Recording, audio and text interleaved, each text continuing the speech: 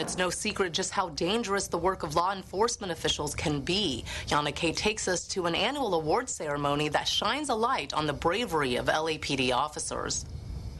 In 1989, LAPD officer Michael Flanagan and his partner unknowingly drove into a planned ambush by gang members in Watts. He was shot by a 12-gauge shotgun and was still able to maneuver his car and drive himself and his partner to safety, but he suffered major injuries. My left arm received 39 pellets. My right hand received 19 pellets. Flanagan is receiving the Medal of Valor Award for his bravery, and his family couldn't be more proud. He deserves that award.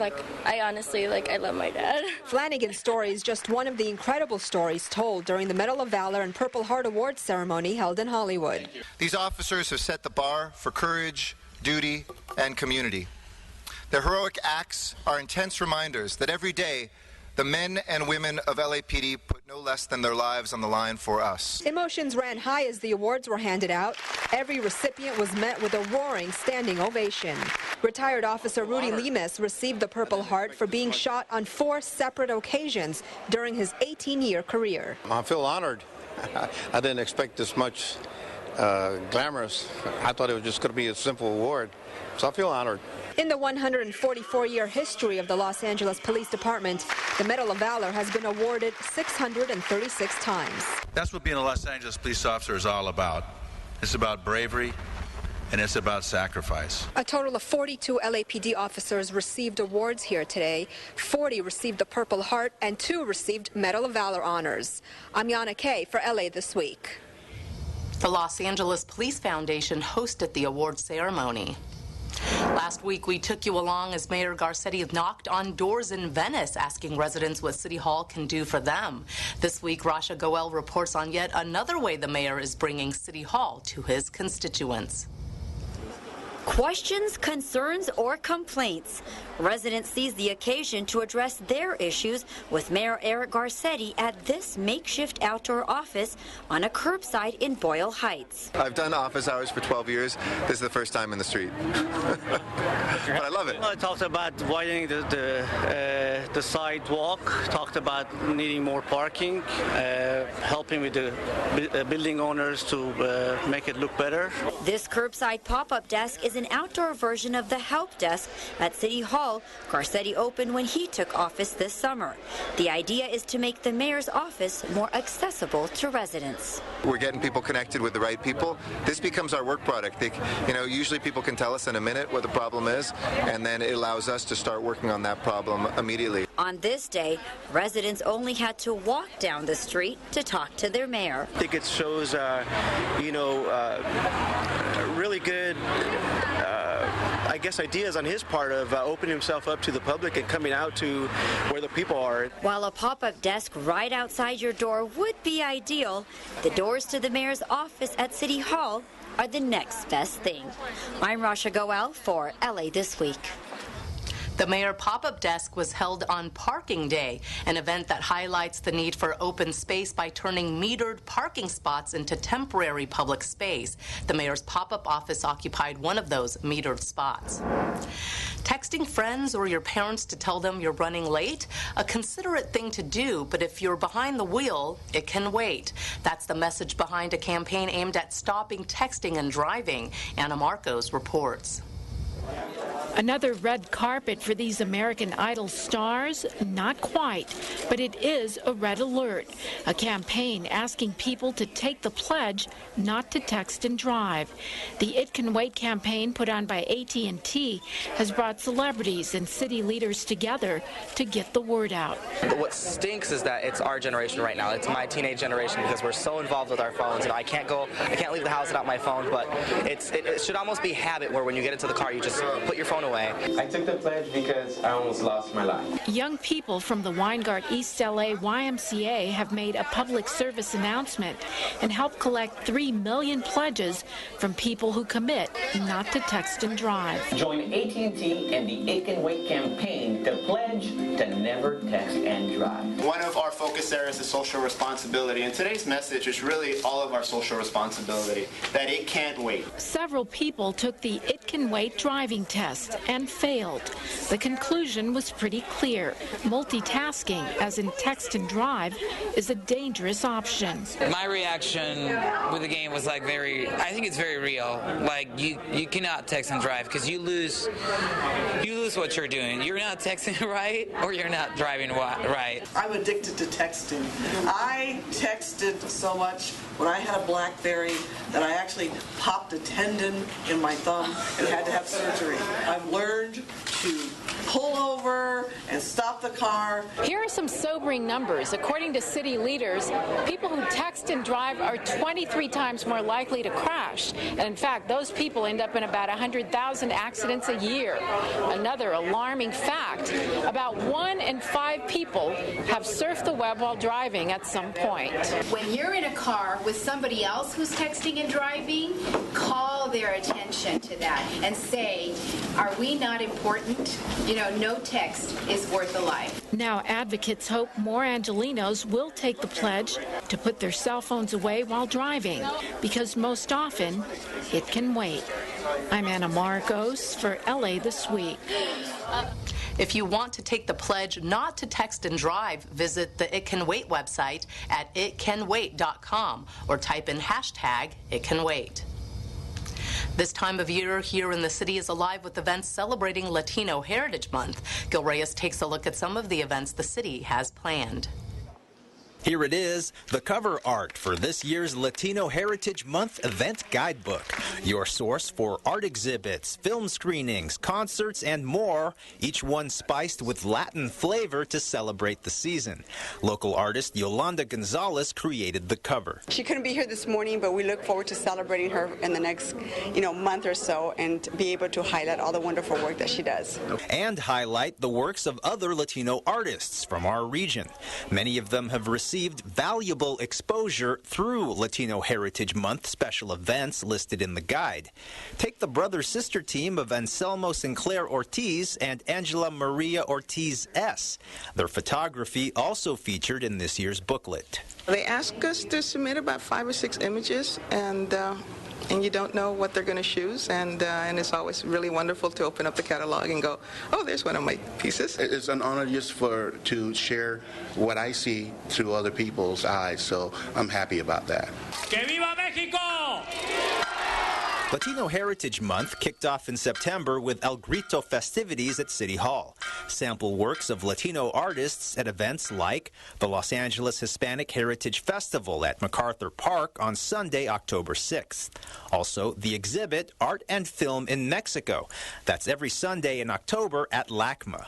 For the first time this year, the Department of Cultural Affairs is planning to use smartphone apps to spread the word. And again, thank you for helping us to share this with the community, and please come to some of the events. And something a bit different this year, instead of honoring 3 prominent members of the Latino community, the city will honor 15 Latinas, 1 from each council district. That special ceremony to take place at LA City Hall on Tuesday, October 15th. On Olvera Street, Gil Reyes for LA This Week. Councilmember Martinez says the booklets will be available at district offices of each council member. You can also access the information online at laheritagemonth.org. Award-winning author Ray Bradbury was a longtime supporter of LA's public libraries. Now the city's thanking him with the posthumous honor. Here's Anita Bennett.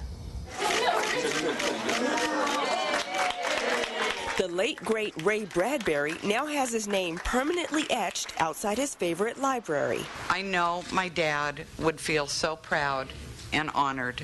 As his family members and fans looked on, the Palms Rancho Park Library was dedicated in Bradbury's honor. Ray was a Cheviot Hills resident for many years and was a regular at this branch, as many in this room know, where he gave readings and often met with his fans and admirers. The sci-fi writer grew up in LA during the Great Depression, and he often spent time in libraries reading and learning about the world. Libraries were his university.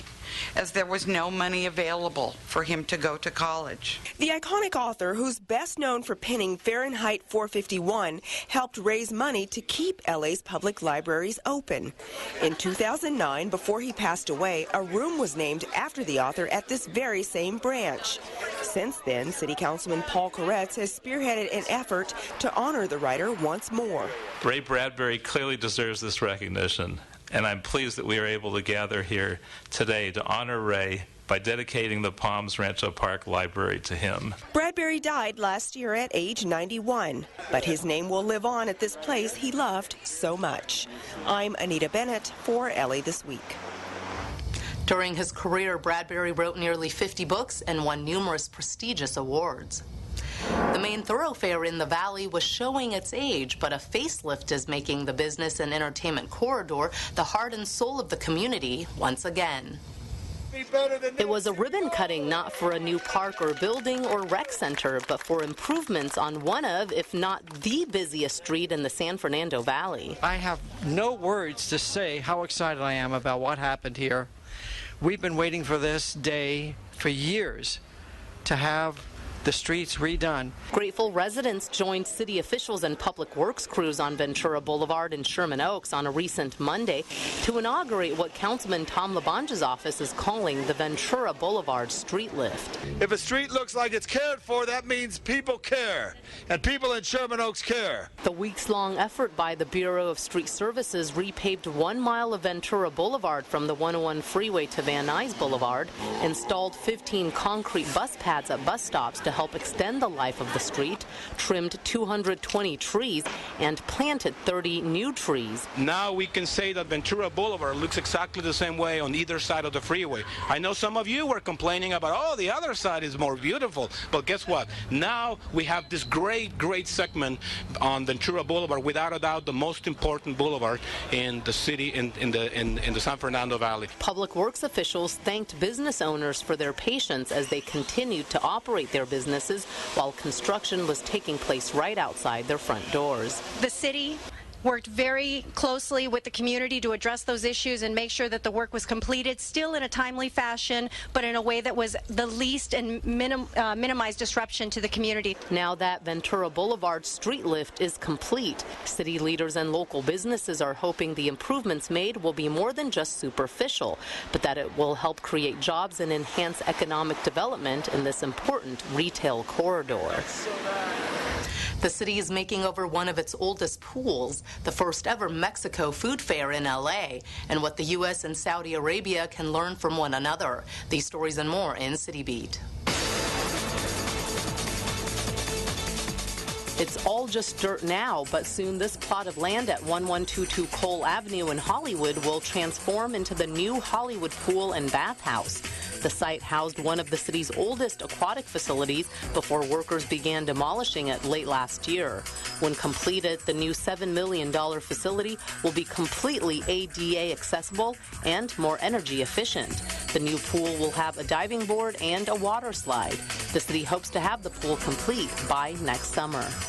The Los Angeles Convention Center was the site of the inaugural Mexico Food Fair, featuring food exhibits and demonstrations by Mexican chefs. We're getting a lot of very neat samples and a lot of new items. There's a whole bunch of products that I was not even aware of that were out there in the market. The offerings were diverse, from coffee beans to granola to hot sauce, just to name a few.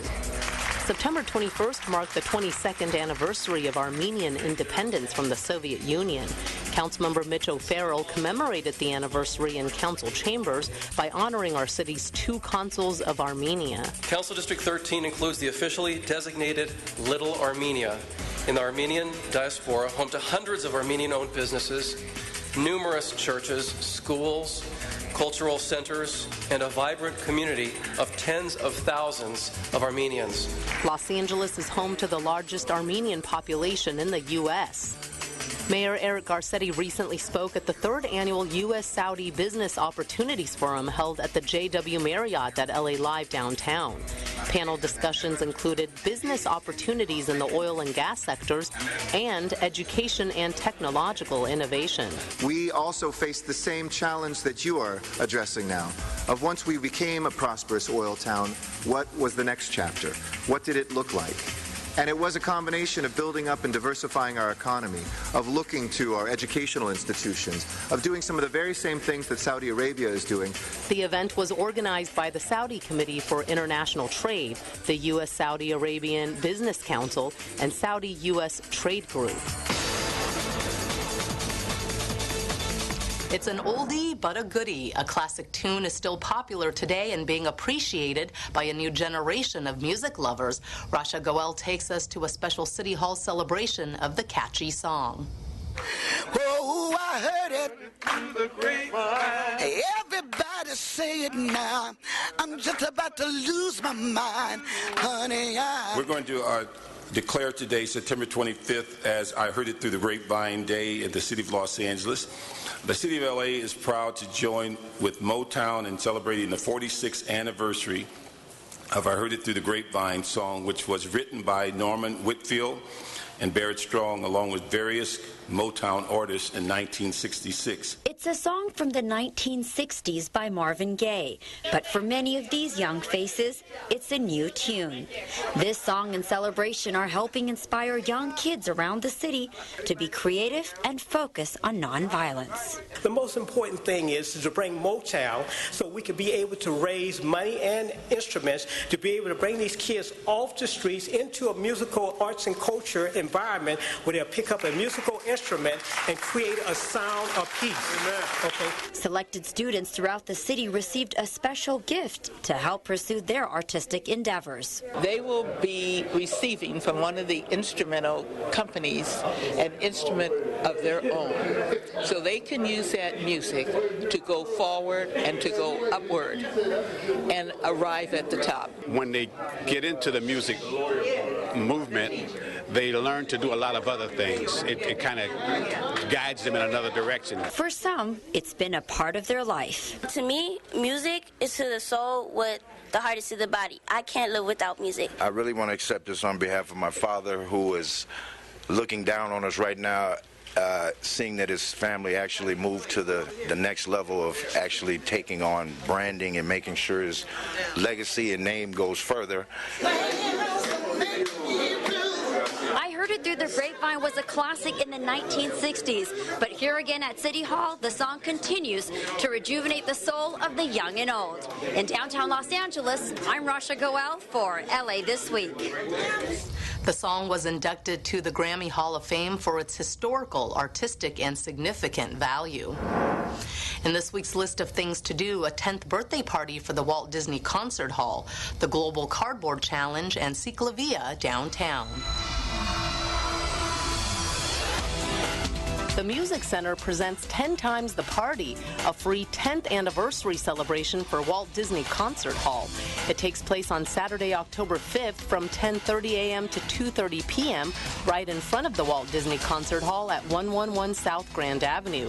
There will be dance classes taught on 4 dance floors, as well as visual arts workshops teaching sketching and ceramics. There will also be dance performances and live music that every member of the family can enjoy. For details, go to musiccenter.org. Put away your iPads, iPhones, and tablets and get back to the basics with the Global Cardboard Challenge, an annual event that invites kids around the world to design and build awesome creations using cardboard and their imagination. The event is being hosted by the Skirball Cultural Center on Saturday, October 5th from 10 a.m. to 4:30 p.m. The Cardboard Challenge is inspired by the story of Kane's Arcade. Kane was the East LA boy whose cardboard arcade became an internet sensation. The Skirball is located at 2701 North Sepulveda Boulevard. Go to skirball.org for information. Wondering what else is going on this coming weekend? You can stop wondering because Ciclavia is here again on Sunday, Sunday, October 6th. The popular Car Free event returns to the heart of LA, where it all began, downtown. Residents can explore 7.5 car-free miles of streets on bike, foot, stroller, and many more creative means of locomotion. The Heart of LA route helps Angelenos rediscover the origins of the City of Angels. It takes place 9 a.m. to 4 p.m. downtown. For a map of the event route, go to ciclavia.org. And that's a look at some upcoming things to do.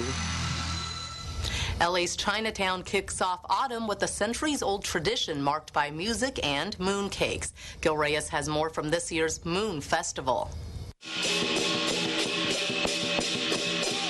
Autumn has arrived in Los Angeles, and helping to kick it off is a 3,000-year-old Chinese tradition celebrating the fruits of our labor. The Moon Festival is kind of like a Chinese Thanksgiving. This is where we celebrate the harvest. It's a time for families to get together and enjoy lots of great food. And the food most associated with the Moon Festival are moon cakes, small but filling pastries made of mixed nuts, lotus seeds, and sometimes egg yolk. People exchange them much like Christmas fruitcakes are passed around during the holidays. A taste of nostalgia. It's always been a big part of my life when I was growing up to participate in festivals around the Moon Festival time frame, so I wanted to be here to support Chinatown. The festival, also known as Zongqiu, takes place on the 75th anniversary of LA's new Chinatown, an area marked by new businesses and artistic activity in recent years. This fusion of traditional and modern elements is evident with the inclusion of the LA Weekly Music Stage at the festival, with local buzz bands Victory, North American, and Con Wakan helping to celebrate. There's also a craft beer garden, a baccarat lounge, also Chinese arts and crafts. They love to share the culture and just kind of feels like a piece of China here. Chinatown kind of feels like a second home to me. It feels a lot like China and helps me to really feel at peace with LA. Celebrating the Moon Festival, Los Angeles style. In Chinatown, Gil Reyes for LA This Week. The Moon Festival is celebrated in Asian countries on the 15th day of the 8th lunar month. This year, that fell on September 19th. Well, the Moon Festival is behind us, and so is summer. But the Los Angeles Zoo helped families keep cool during the scorching month of September with its weekly It's Cool at the Zoo program. One activity of the It's Cool at the Zoo program invited zoogoers to help paint a mural on this truck in the eucalyptus grove. Families took refuge in the shade while helping to create the animal-themed masterpiece on the so-called mobile mural lab. Zoogoers were also treated to ice sculpture demonstrations during the month of September. We decided, it's hot in September, and we just wanted to give our visitors a good opportunity to cool down with both some cool activities that are actually physically cool and some cool activities that are fun cool. Misters throughout the zoo also kept zoogoers cool as they visited with the animals. I saw a deer with a long neck. It was weird. Billy the elephant also got in on the act, cooling himself off to the delight of onlookers as families say goodbye to yet another summer. That's going to do it for this edition. Thanks for joining us. I'm Ellen Chang. A reminder that you could catch us online at lacityview.org. You can also follow and like us on Facebook. We'll see you back here next week for more of LA This Week.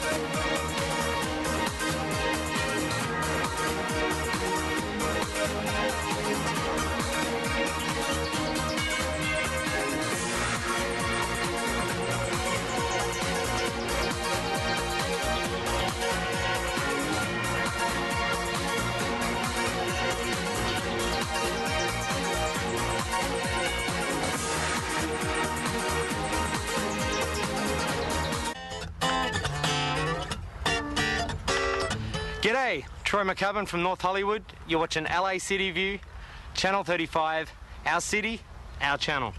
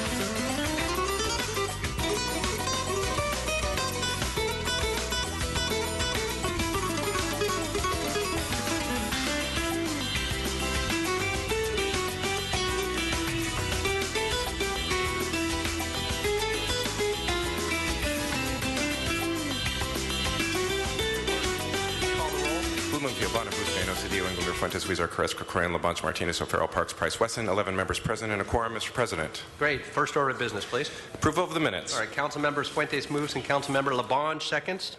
Next item.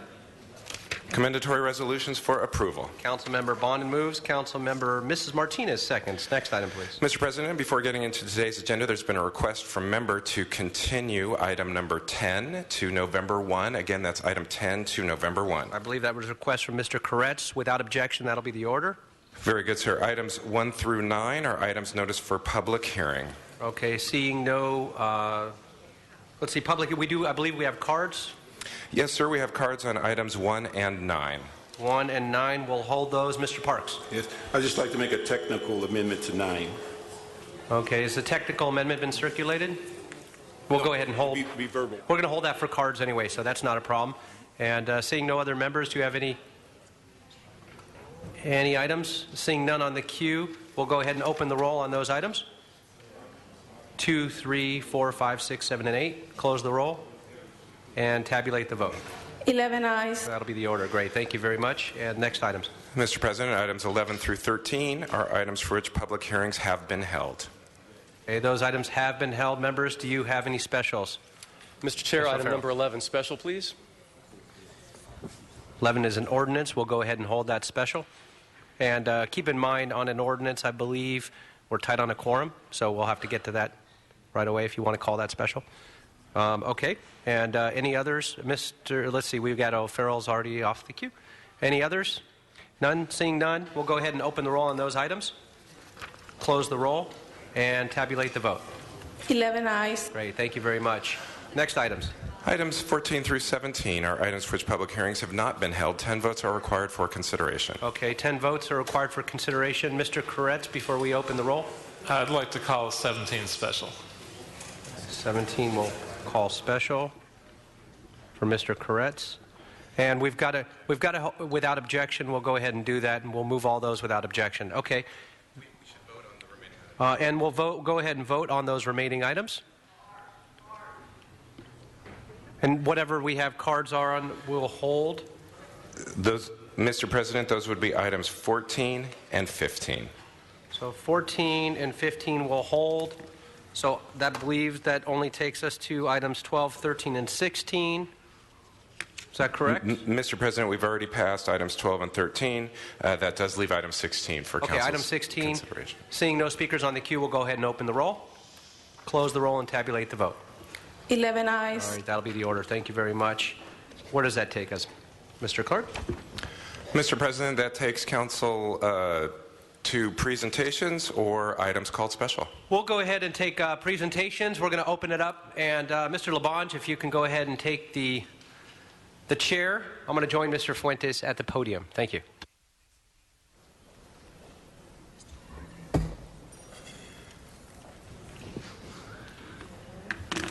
From the 7th District, Mr. Fuentes, and then also from the 12th District, Mr. Englander, please. Yeah, come on up behind us here. No, you go ahead. No, it's your motion. All right, thank you.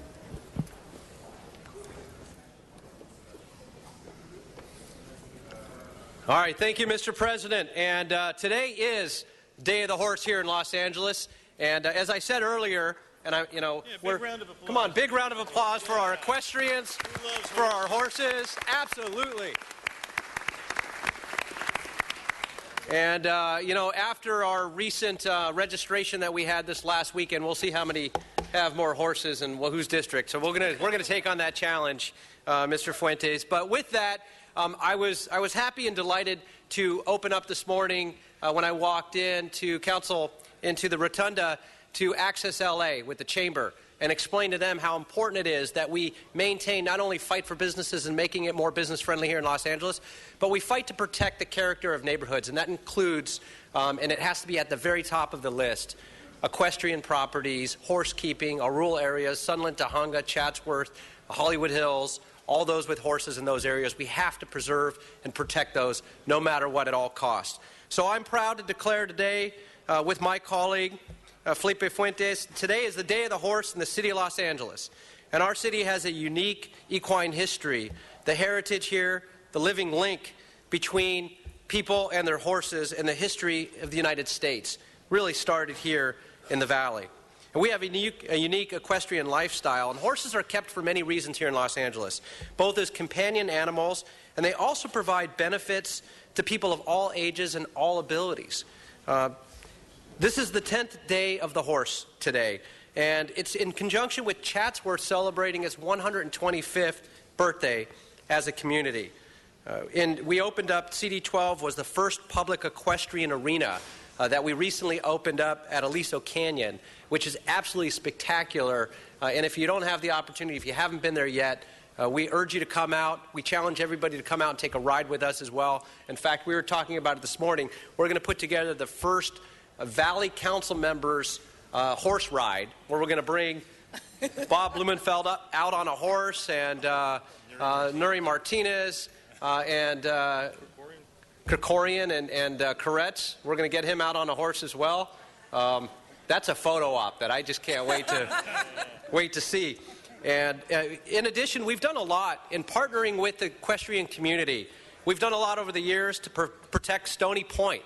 And Stony Point out in Chatsworth, which is an equestrian hub, and we secured the funding to purchase the property right next to it. We got together with the equestrians, with the Chatsworth Neighborhood Council. We raised millions of dollars, and we fought off developers that wanted to build condos right on the horse trails right next to Stony Point. In fact, we've turned down every single development project proposed to take horse keeping away in Chatsworth, certainly since I've taken office and well before. So that deserves a round of applause to these guys, the men and women behind me, for fighting to make sure that we protected those properties.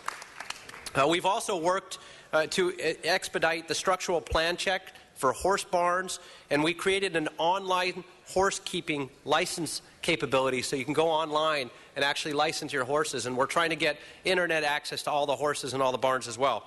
A discount, there was a joke in there somewhere. A discount on registering horses is another thing that we provided. We're trying to encourage people to license their horse.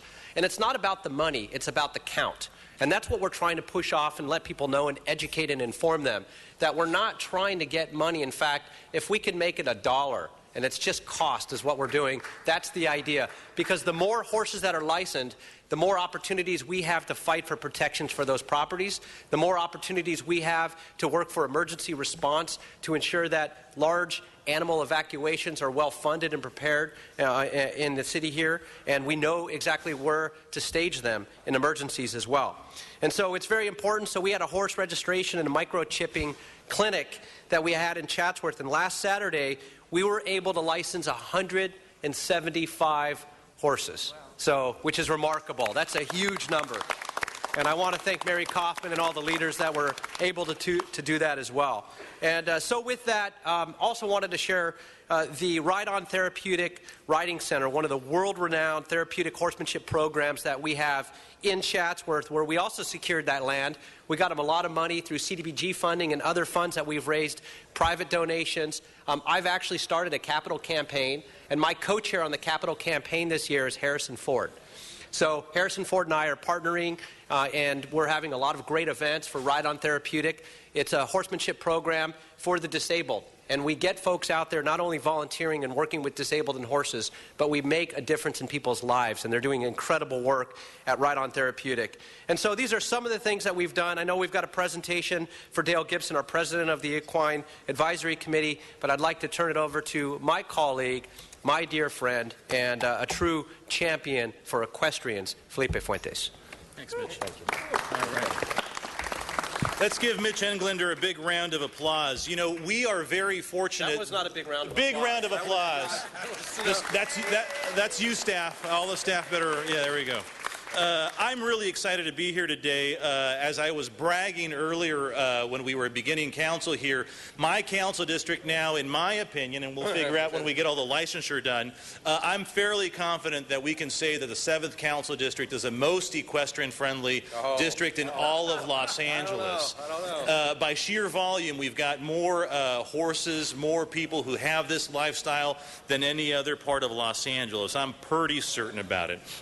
But I wanted to really thank you, Mr. LaBonge, and before Mr. LaBonge, Mr. Greg Smith, who was on the council, and obviously Mr. Englander for helping us celebrate Day of the Horse. It's the first Saturday, Mr. Krikorian, of every October that we celebrate Day of the Horse, and it's a really important day for a myriad of reasons. You heard Mr. Englander talk a little bit about the therapy, and I honored somebody during Deaf Awareness Month, Eva Lund, a friend of the equestrian community, who helps with her equestrian community treat children who have special needs through therapeutic care with horses.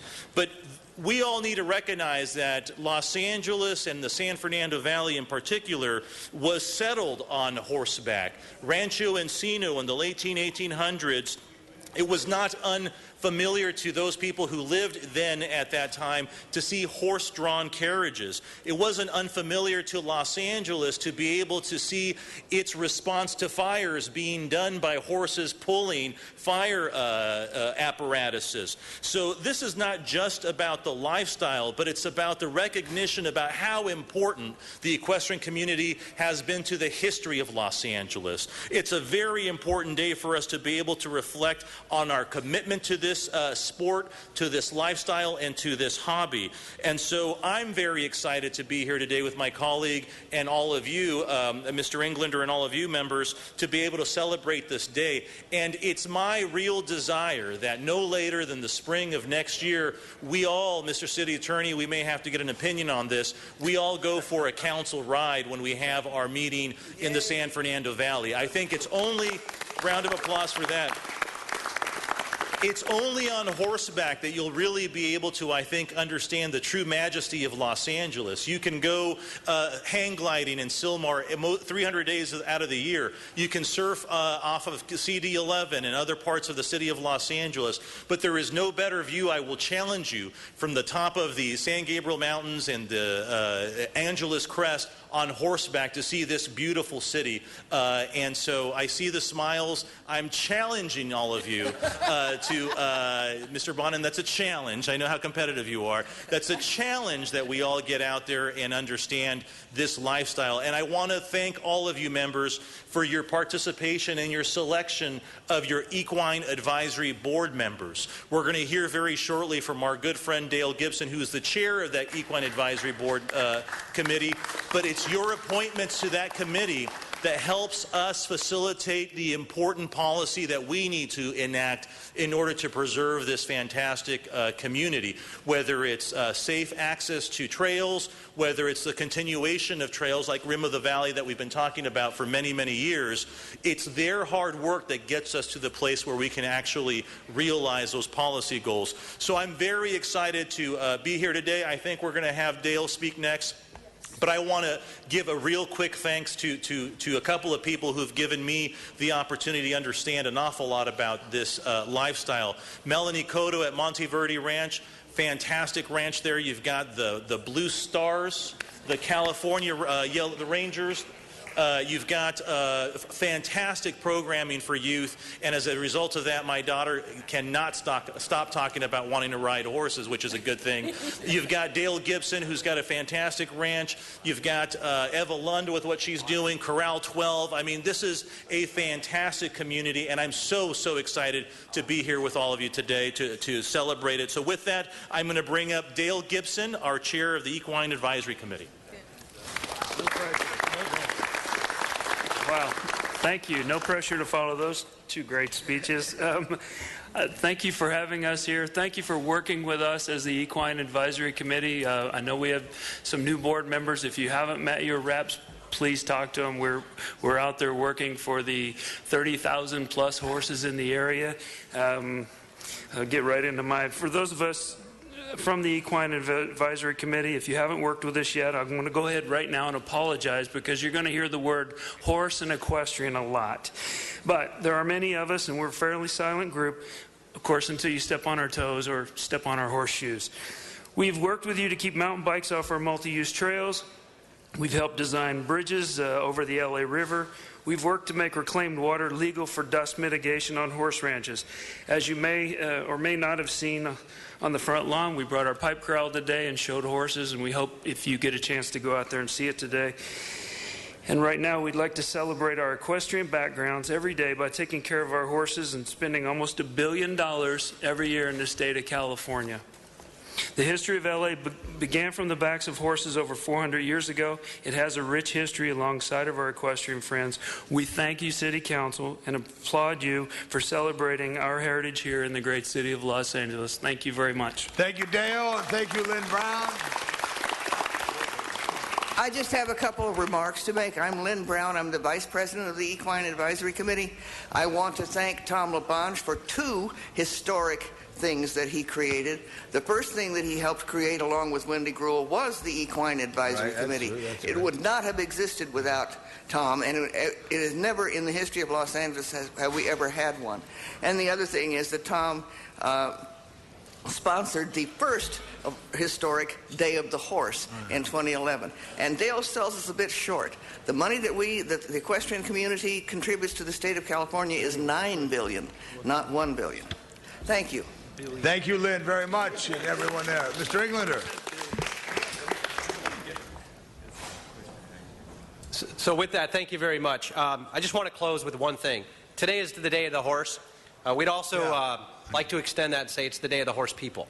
Very good. Because it's not just the horses, it's actually the people that behind the horses that do so much. So let's give them another round of applause. Thank you very much. And before you get away on your horse, Mitch, we want to have Mr. Bonin speak and Mr. Corrett speak. Please, Mr. Bonin.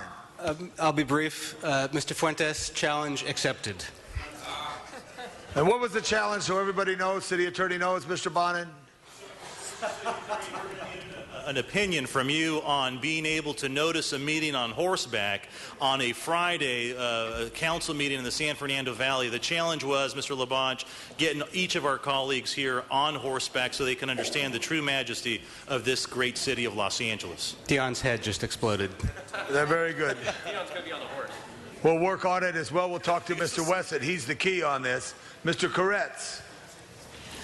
Well, I appreciate the challenge, although I may have to say nay to that one. He's good. The last time I was on something approximating a horse was at the location of the Beverly Center.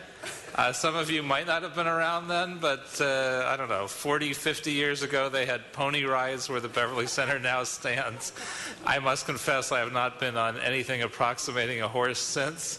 But I guess if every other member of this council will do that, I will join.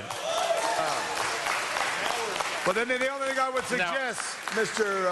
I'm not sure once I get on the horse which direction I should be facing, but you'll all help me with that, and that'll be a very interesting meeting.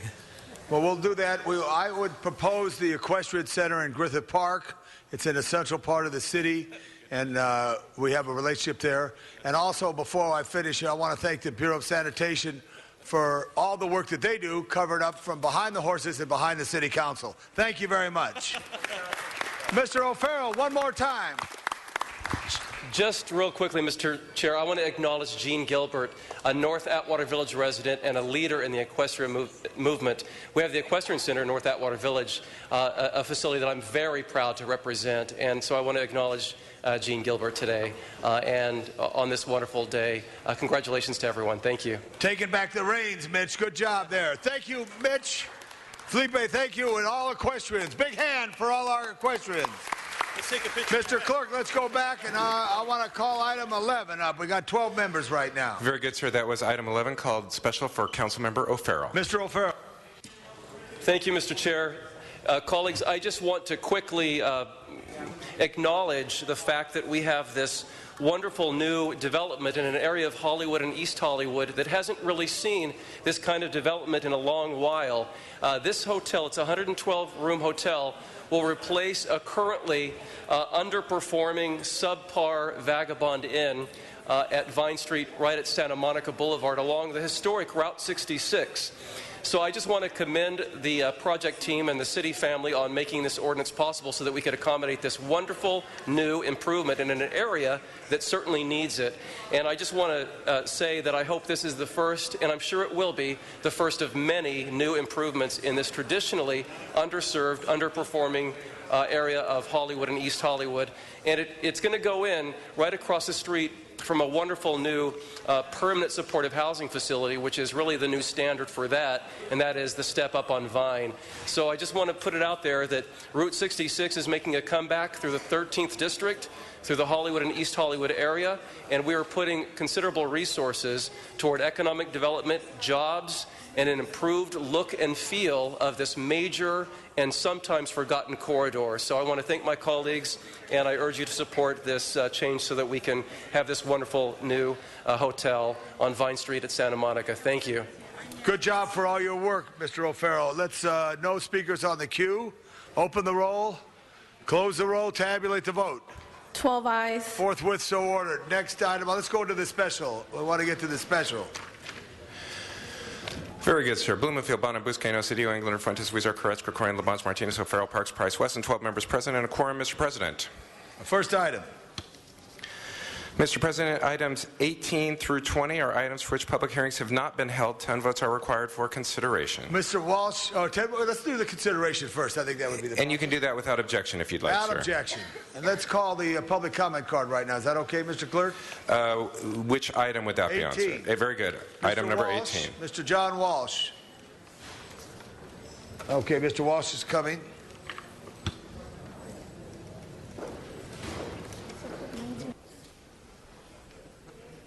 Thank you, John.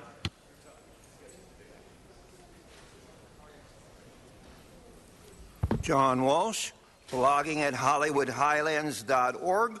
We are now in the special meeting on number 18.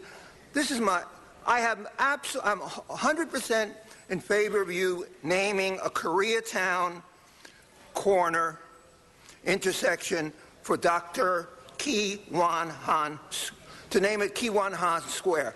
That's great. But why don't you tell us who he is? Now, we don't have any Asians on here.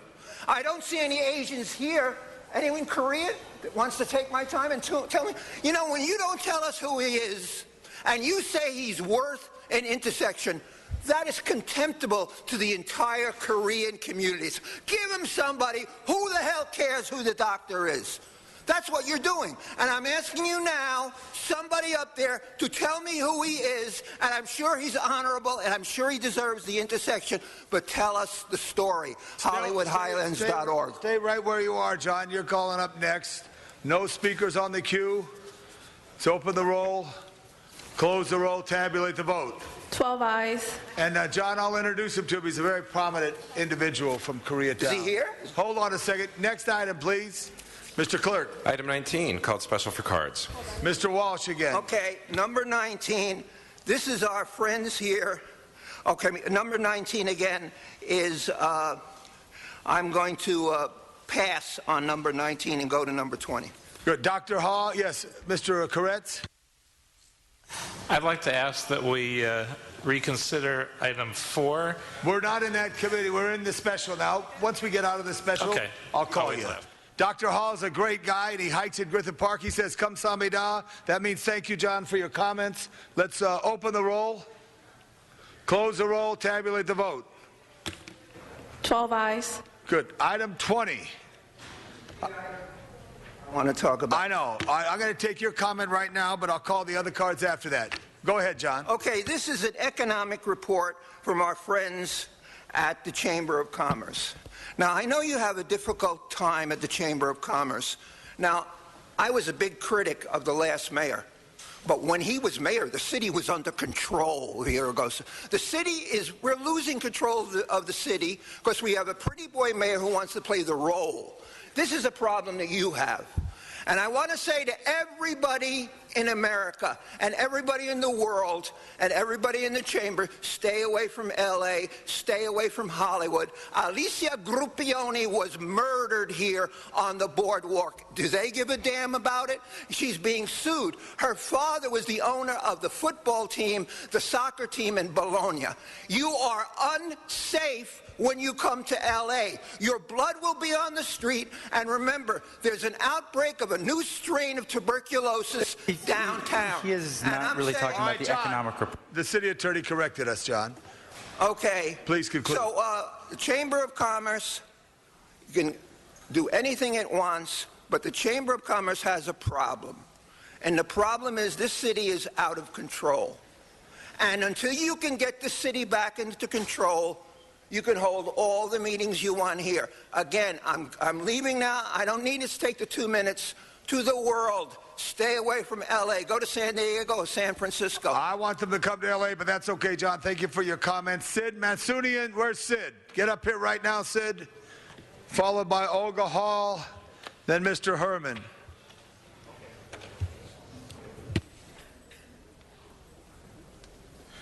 Good morning, council members. Today I'd like to address the Chamber of Commerce, since they have a day today, fully their attendance, is that I am the advocate for the St. Vincent Court, which I represent 12 restaurants and cafes, which were almost sanctioned about 5 months ago because of outside dining. The silence was deafening by the Chamber of Commerce, which I just found out today they have a jurisdiction. This is the LA city which they function in. I would urge, and this is not a complaint against the Chamber, except that extending an olive branch to say, if the Chamber is really interested and the core values are to save small businesses and to be interested in their livelihoods, for the 5 months that solely I was running voluntarily to save those businesses, which I succeeded so far with Mr. Huizar's office, hoping that there'll be a resolution soon for us to construct that alley to make it legally functionable, but for the Chamber must get involved. Somehow it's a big voice in this city to say, what happened in this alley? What happened in this court for 25 years where everyone looked the other way? And when for political reasons and for the individual by the name of Deli Johnny, who complained to make lives miserable for others. Mr. President, he is not talking about this is really not on the agenda well, item. Chamber has a role to play. When well, they might, but this is the agenda item is not just the Chamber. Let me get back. So if you can bring it back home, please. The Chamber must get involved. They should hear your voices collectively to come to the aid of those 12 restaurant owners and to have an input how they can assist us to iron out the kinks to make things right in that alley again. And I thank you for your attention. Great. Thank you very much. Olga Hall, followed by Herman. Good morning. Good morning. If you are serious about economic development, you have to look at the Northeast area.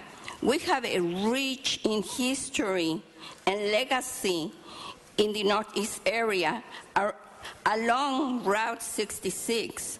We have the Southwest Museum, which is the biggest icon in this area, and in Los Angeles. We have the Loomis House, the Heritage Square, numerous places to visit that hold the history of LA. If you are really serious, like I said before, you need to put your energy and make it grow, not delay it, not help the Autry destroy the Southwest Museum. If you are true, if really, because you have a heart somewhere. You all have a heart, but you have forgotten what is your role. What is it that you are here for? To help, not to destroy. And if you're on the side of the Autry, you are destroying the Southwest Museum and what the economic development of that area could be a dream come true. Thank you. Thank you very much.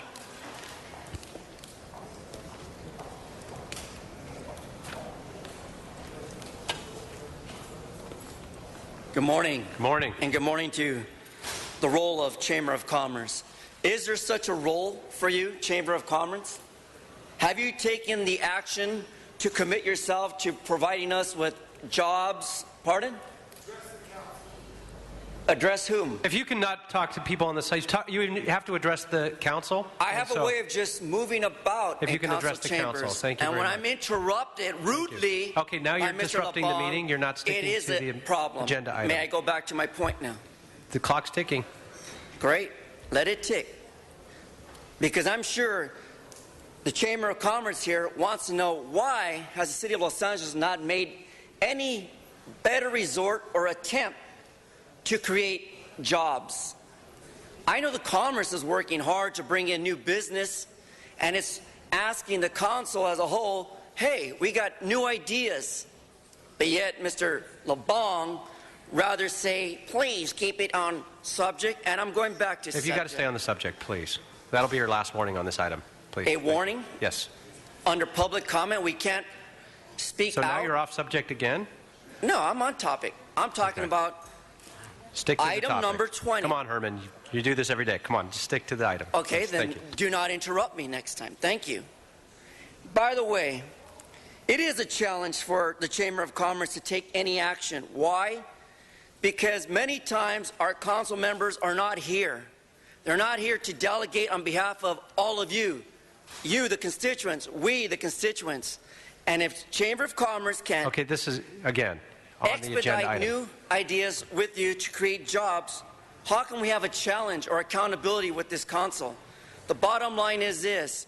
There are and there have not been any new jobs implemented in the City of Los Angeles since the Council of Chambers has been involved with you. Thank you. Mr. Koretz. Chair, we've had at least two speakers that went for an entire 2 minutes without ever once touching on the fact that the item is on the 2013 economic report. Can we ask people to actually stick to the subject, and when they don't, they're done? This isn't public comment. This is on a specific item. Yes, and with that, Mr. Koretz, I absolutely agree. But it is a presentation. It's agendized as a presentation by the Los Angeles Area Chamber of Commerce, and so with that, any mention or comment from the public on the Chamber of Commerce should be allowed under what Judge Pregerson has indicated, according to Dion, from that perspective. I know Mr. Krikorian is saying it probably has some issue with that. I certainly have a lot of issue with that and disagree with that. But with that, if we can move on, we've got now a presentation, if we can, which is why we're all here, and I wanted to give them a round of applause to the LA Chamber of Commerce, Gary Tobin,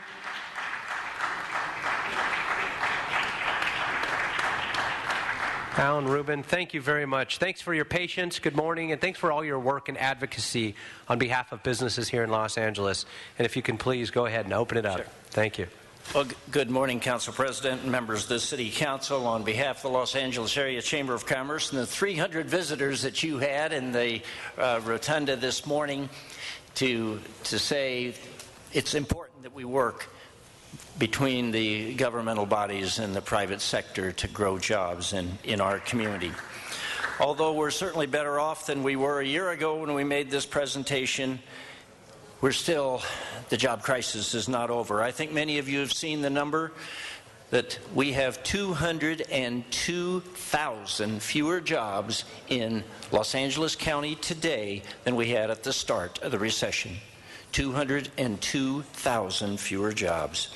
That's nearly 1 out of 8 of all of the residents that you represent. Our city coffers feel it, our social service agencies feel it. We applaud your support for recent projects that will create jobs, such as the Hollywood Millennium Project, the Southern California International Gateway, and the LAX Modernization Plan.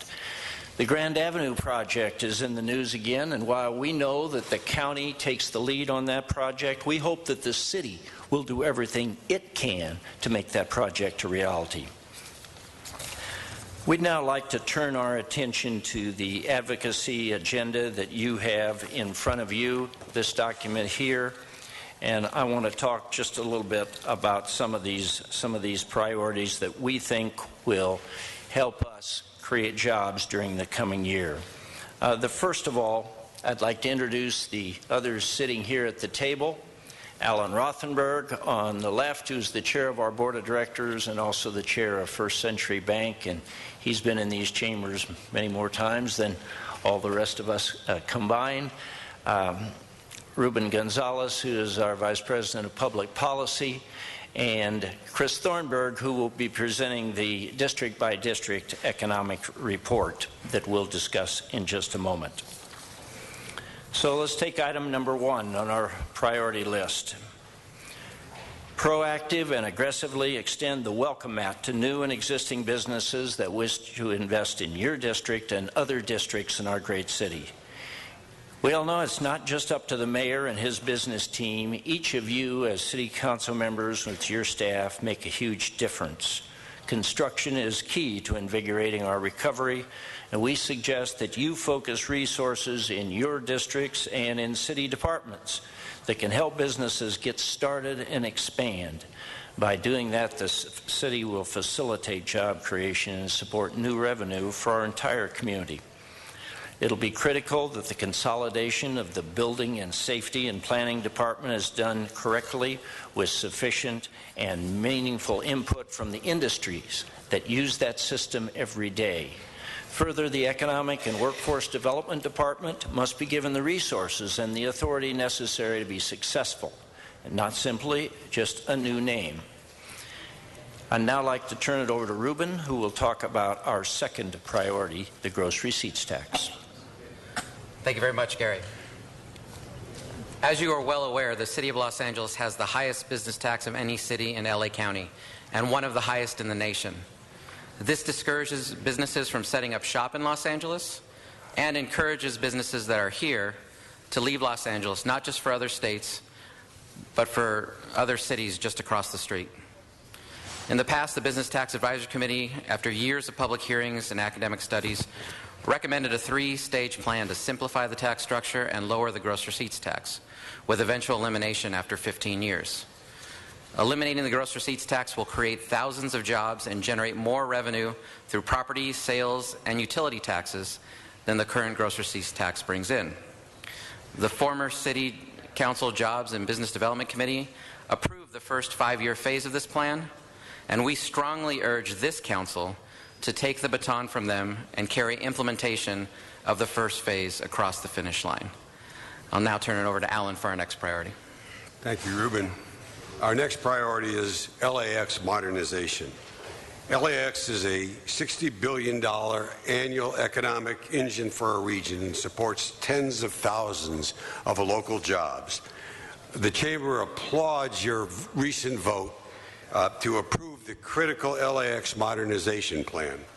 The justifiably much acclaimed recent opening of the modernized and expanded international terminal at LAX shows a glimpse of what our airport can be if we work to get it right together and make the right choices for the long-term benefit of our entire region. It's critical that the city stand firm in its support of the modernization plan as we weather legal wrangling and do all the important work of project-specific EIRs and the FAA planning process going forward in the years to come. We must also focus on the critical placement of and alignment of the Crenshaw Light Rail Station at LAX. The current plan to place this station outside the airport, requiring an unnecessary transfer, is simply unacceptable short-term thinking. We must work together to ensure that the public transit to LAX is a viable, practical, and enjoyable option for air travelers. Councilmember Bonin and Councilmember Krikorian are also on the MTA board, and with them and with Mayor Garcetti and with Board of Supervisors Chair Mark Ridley Thomas and the people at LAWA, everybody is working toward a solution to be sure that we don't miss this once-in-a-lifetime opportunity to make our landside transit and our airside transit work and make sure that LAX is fabulous. If we remain focused and committed, we'll all live to see and use an LAX that is deserving of this great city. Now, Gary, you get the next. The fourth item, as you can see, is to ensure that the Port of LA can compete with the widened Panama Canal, You all know that the Port of LA is the nation's leading container port, responsible for hundreds of thousands of jobs and millions of dollars of tax revenue. The City Council took a critical step by supporting a project designed to increase port competitiveness, and that was the Burlington Northern Santa Fe Railroad Southern California International Gateway Project. This City Council this year will probably also have the opportunity to look at the Union Pacific Railroad's proposal for a near-dock project. And we hope that you will support that project and all of the other infrastructure projects that come before you to improve the Port of Los Angeles.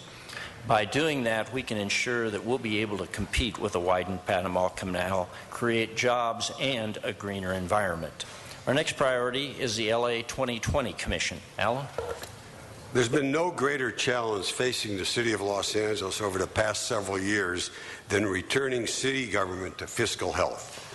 The Chamber has stood before you many times to bang the drum on these issues, especially critical ones like pension reform.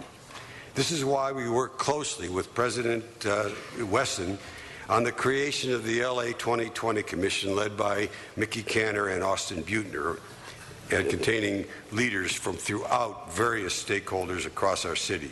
They've been working tirelessly to find the right ways for us to make lasting changes to make our fiscal foundation stronger. We don't know yet what they'll recommend, and frankly, the Chamber may not agree with all of their recommendations. But what we must do is ensure that their work and the reports that they produce are taken seriously.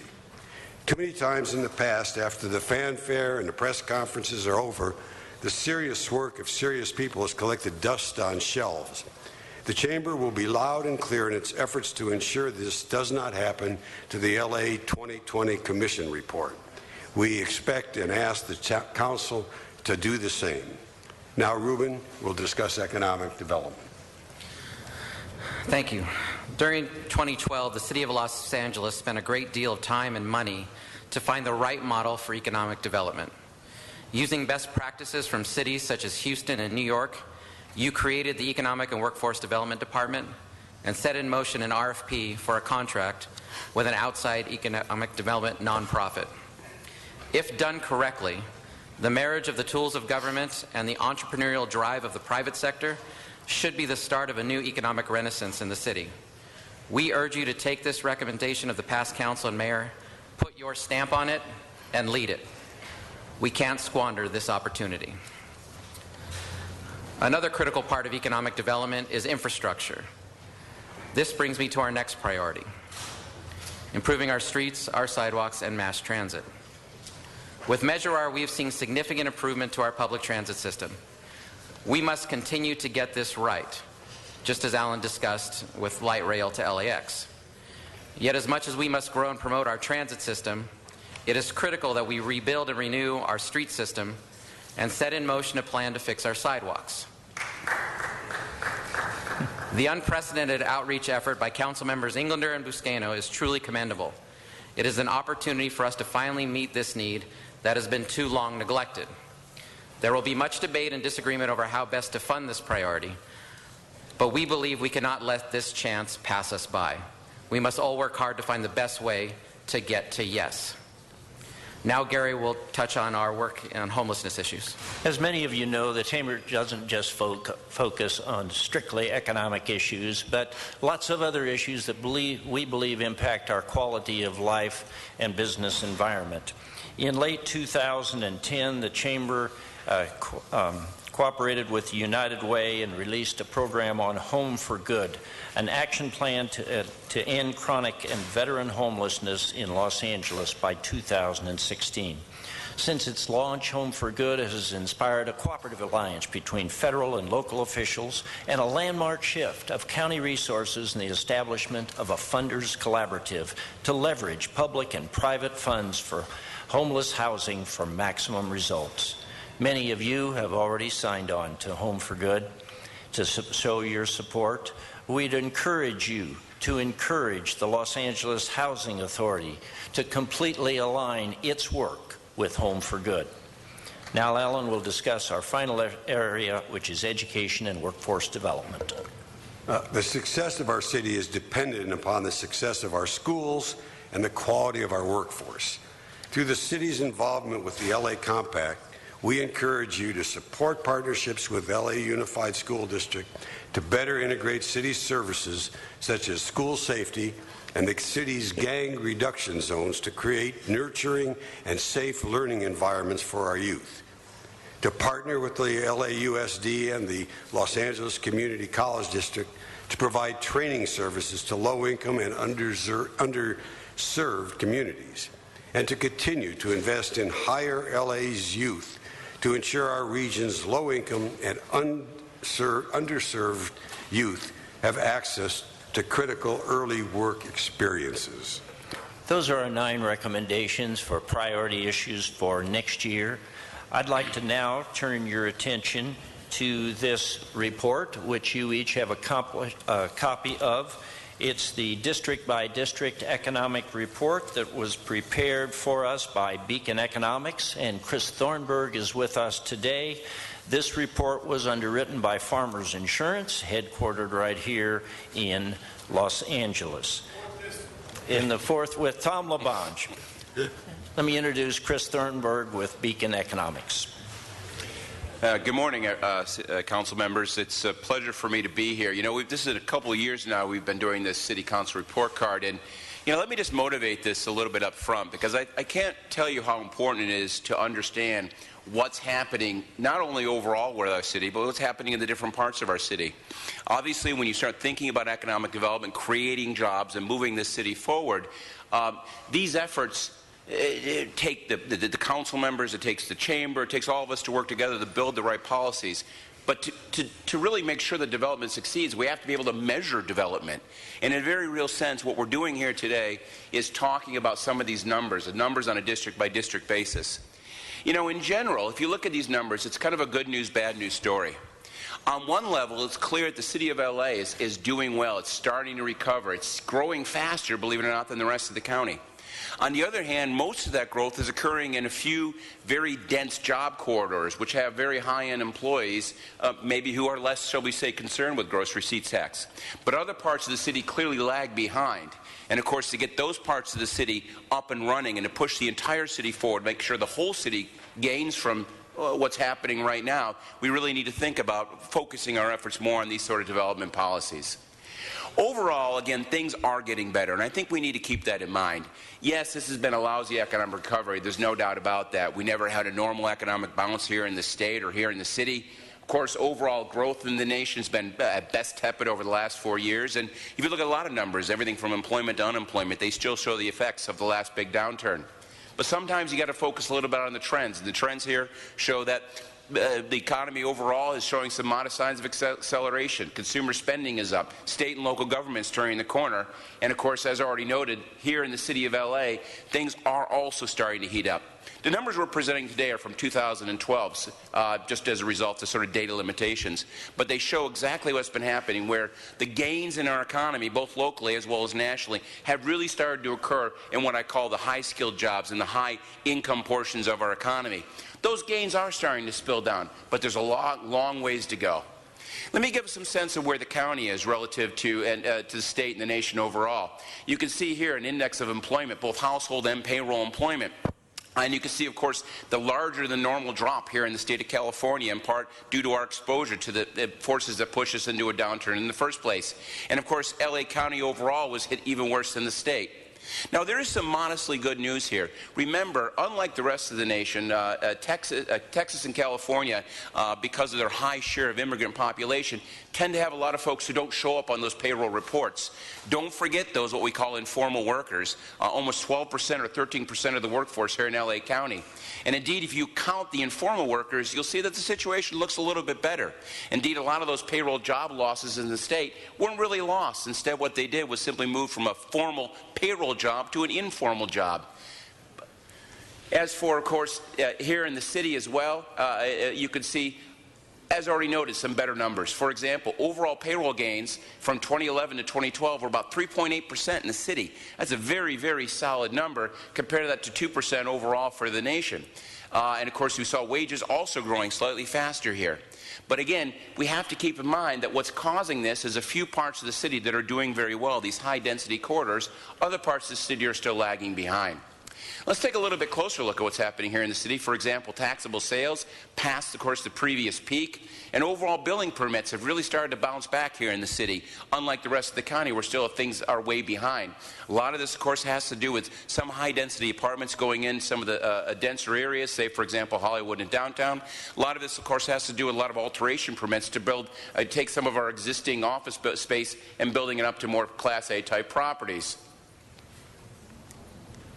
Look at population growth in a very similar sort of picture. We know that population growth, as is very typical, slowed and actually went a little bit negative in the course of the downturn. But of course, as the economic tide has turned and things are getting better, population growth is starting to increase again. And yes, that's true right here in the city, where population growth is faster right now than it is for the overall county. And of course, as for incomes themselves, they also tend to be growing modestly. That is to say, median household income grew in 2012 relative to 2011, but still well below that 2008 peak we hit prior to the economic downturn. Now, of course, we all know the City Council report card map. I won't go through these different districts, but of course, I put this here for folks who may want to reference this report later. And I don't want to get too deeply into these numbers. You have in front of you the report which lays these out on a council district by council district basis. And what you can see, of course, is just looking at employment. Some areas, for example, District 1 saw incredible amount of employment growth from 2011 to 2012. But other areas are still seeing some of these negative numbers. Largely the outlying areas, what you might want to call, again, outside these sort of high-density job corridor type areas.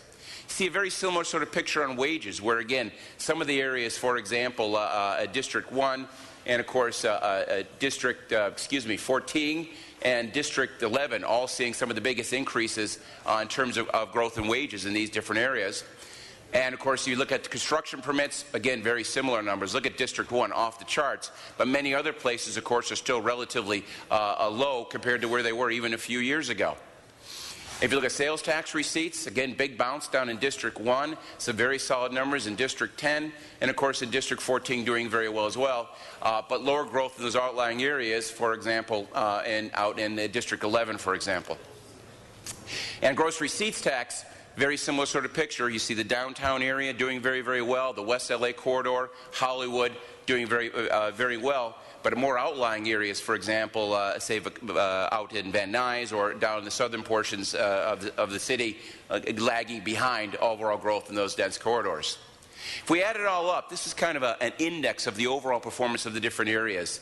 By far and away, 1, 11, 10, and 13 are the areas that saw the most substantial growth, and they're really what has been driving the area. But many other council districts lag behind, in large part, again, because these are the areas where you tend to have more low-skilled workers. It's more residential-type population. These are the type of businesses that tend to be more impacted by the lack of infrastructure and issues with the gross receipts tax. And these are the areas we all need to start focusing on to make sure that the growth in those high-density areas starts spreading out and really benefiting all folks. So looking ahead, I do expect there's going to be some broader levels of growth in 2013, just judging by the overall trends in the real estate market and some of the different changes in what's happening in terms of employment. The good news, again, is that we expect that the economic expansion will continue, maybe even heat up a little bit if the mess in D.C. can be cleaned up relatively quickly. And I would say that I want to add one thing to my the sort of agenda, and that, of course, has to do with housing. You know, remember that the city is starting to grow, both in terms of jobs as well as in terms of housing. Ultimately, the single largest cap on the ability for this city to continue to expand and grow for all citizens is the lack of affordable housing, indeed a lack of housing overall. Recently, the PPIC did a study, a enhanced study of poverty in the state. And of course, what came up is that the city of LA and the county of LA has the highest poverty rate in the state, largely because of a lack of affordable housing. That's what, again, this big issue, and I want to put that on your agenda as well. We need more densification. Ultimately, more dense construction is a lot cheaper than trying to build more highways and trains, and that's the best thing. So I'm going to wrap up with that. Again, you have the book in front of you. We're always eager and helpful, and I can speak for the Chamber as well as us. If you want more numbers or more information on what's happening in your district, we're happy to provide it. Every year that goes by, we'll want to make this thing a better and better report card. Maybe next year we'll do a census of horses on a council district by council district level. And of course, we want to add in more demographic data. And I know right now there's a big push to get more confidential employment data from the EDD so we can build you an even better profile of what's going on in terms of the employment base in your particular district. So with that, I want to thank Gary and the Chamber for letting us work with him on building this, and I will turn it back over to Gary to wrap up. We're open to any questions that members of the council might have. Great, thank you very much. And I know a number of council members have questions and comments. We've got some speaker cards. We're going to go to those first. I wanted to, if I could, actually, before we go to the speakers cards, really thank Gary and Alan, Ruben, Chris. Thank you so much, the entire chamber. And all your partners. I know in the book, I think it's important everybody to look at the Diamond Club members that have contributed to not only putting this together, but the report. AT&T, Automobile Club, Bank of America, Chevron, the list goes on and on, Wells Fargo, the Walt Disney Company. Take a look at these. These are the active Diamond Club members of the Chamber who have gotten together, put their time, effort, resources, energy, and money towards these reports. These reports are absolutely critical. We look at them, I look at them as a Bible and as a roadmap, as a guide on what we should be focusing on. We saw, folks, what happened in the last couple years from this report. We saw that this report itself became a major figure in the last mayoral race. That was quoted in almost every debate. That was listed in campaign material, from bragging rights, and each mayoral candidate saying, well, I produced this better in my district when I was a council member, or I did better in producing these kinds of jobs, or another member, and everybody holding up this report saying how proud they were at certain elements. And I think it points out some of the weaknesses and things we need to do that you've done here in all the key areas, from business tax and the airport and the port, the LA 2020 plan, economic development and infrastructure, homelessness, education and workforce development, the district-by-district analysis. I mean, it's spectacular, and I can't thank each and every one of you who've contributed to this enough. With that, we'll go ahead and go into public comment. I noticed, I've got several cards here, but I noticed there was one card that had made its way up here because I know Bill Allen is in the room. And if you have a card that you want to fill out, I know we'd love to hear from you. I don't think you've ever walked into these chambers without sharing words of wisdom. So with that, we'll open it up with Dean Leavenworth. Dean? And followed by Esther McCollis, followed by Gilbert Ivy. Dean. I have prepared remarks. Thank you. All the way from Sacramento. Yep. I'm here today as the co-chair of the Educational Workforce Development Council for the Chamber of Commerce.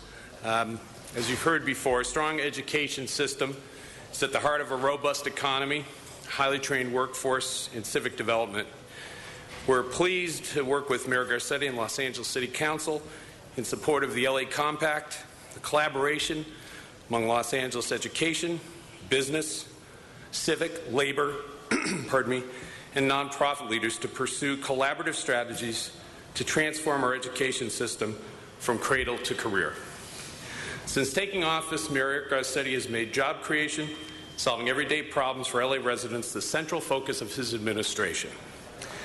Recognizing that education is a key solution not only to job creation and growth, as well as helping low-income families achieve greater economic prosperity, we look forward to working with the Mayor and the City Council to do 6 things. 1, support third-grade reading and early education initiatives. 2, support the development of career pathways through Hire LA's Youth and Career Pathway Fund by forging partnerships between businesses and schools to develop internships and summer job opportunities for Los Angeles youth. 3, increase the employment options and earning power of Los Angeles residents by increasing the number of Angelenos who attain a post-secondary credential through regional college access and completion efforts, such as Cash for College and Talent Dividend.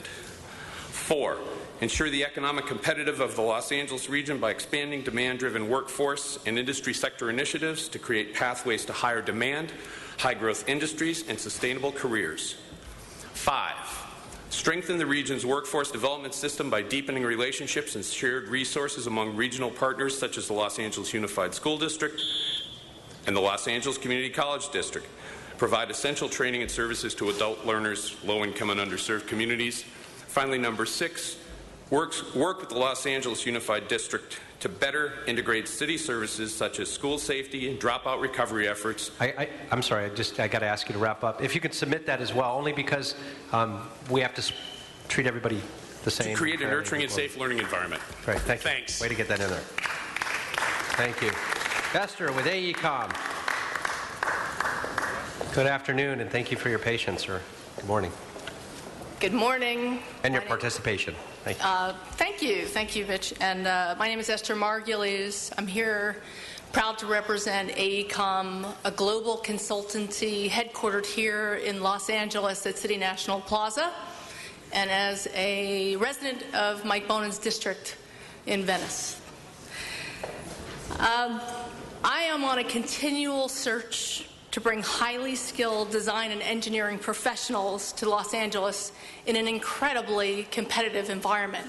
We compete against some of the local regional cities like San Francisco and San Diego, but also New York, Boston, and London. We need high-quality, safe, and sustainable parks, schools, and public spaces for our residents and for the 50 million visitors who come to Los Angeles every year. I ask the Council to look at our city closely and support public and private development of the public realm to generate and retain highly skilled businesses and job growth here in Los Angeles. Thank you. Oh, thank you very much. Gilbert. Metropolitan Water District. Thank you very much. Again, I'm the Chief Administrative Officer for Metropolitan after a 43-year career in water. So I know of what I speak when we talk about infrastructure. Metropolitan fully supports the co-equal goals established by the legislature in 2009, which were designed to promote water supply, reliability, and ecosystem restoration in the Sacramento-San Joaquin Bay Delta. Completing the Bay Delta Conservation Plan, or the BDCP, as you've heard, is essential to meeting these goals. The BDCP is proposing to construct a new twin-tunnel conveyance system under the Delta to separate the water delivery system from the native fish and their habitat in the Delta, to protect California's water supply, and improve the Delta ecosystem through habitat restoration. The estimated cost of the twin tunnels is $14 billion and will be paid for by state and federal water contractors who will benefit from the new delivery system, including Metropolitan. This is not a state fiscal responsibility. Without investments in a new delivery system, the state is at risk of water supply reductions because of court-imposed limits on pumping from the Delta to protect endangered fish and such as smelt and salmon. BDCP is scheduled to release its public draft plan and environmental documentation on November 15, 2013. The public review and comment period is scheduled for 120 days. These documents will detail the proposed tunnel alternative and 14 other conveyance habitat alternatives that have been studied as part of a 7-year plan. We need the support of everyone to understand that water is foundational. Despite all the economic issues you want to talk about, you need water. And that's why we're here today, and that's why, as a board member of the Chamber, we are in favor of infrastructure repair and support. And if we can be of any support to the Council, we appreciate that. And so we'd like to work with the Mayor, City Council, and John Murray, who is the Vice Chair of the Board, who represents the City of Los Angeles on our Board of Directors. Thank you. No, thank you very much. We really appreciate that. Danita Willoughby with the Southern California Gas Company. We need water and gas. Yes. Thank you. Good morning, everyone. My name is Danita Willoughby. I am the Vice President of External Affairs for Southern California Gas Company. We are headquartered here in Los Angeles, and I like to think that we're a major thread in the fabric of Los Angeles. We have over 8,000 employees. 25% of them either live or work in Los Angeles. Last year, we paid to the city $80 million in taxes and fees. We spent $32 million million procuring goods and services, and 42% of that was with diversified business enterprises. So we're dug in deep with Los Angeles. We're here to stay, and we just want to make sure that this day today, Access City Hall, is just not symbolic, but it really is the momentum and the beginning of something, a continued dialogue, continued partnership. And I want to thank Councilmember Englander, who visited one of our storage facilities a couple of weeks ago. We like that engagement. We welcome it.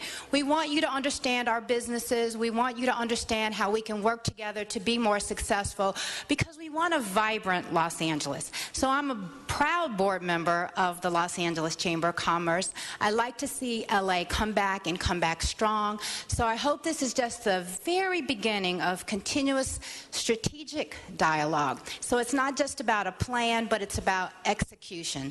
So we welcome your partnership, we welcome the collaboration, and I'm hoping LA comes back really, really strong. Thank you, guys. Great, thank you very much. And not just one of your facilities, but in fact the largest gas facility, storage facility in my district in the country. So yeah, it's definitely worth a visit for all. Lupita Sanchez Cornejo with AT&T, a dear friend of this body's. You are up next, followed by Sarah Shaw. I don't see Lupita. Is she here? Okay, we'll go ahead and hold her card unless she comes back. Sarah,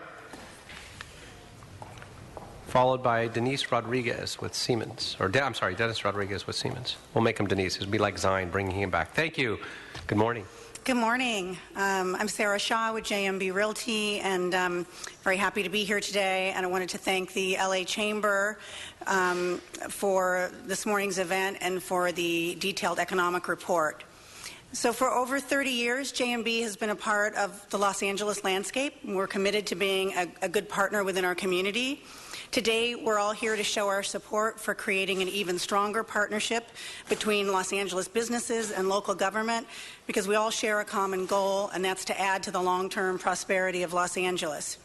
Our ability to work together has never been more important in light of our continued and tenuous economic recovery. All of us here today find it hard to forget just how grim it was for many businesses, both large and small, just a few years ago. And on top of it being a national struggle, it was a personal struggle.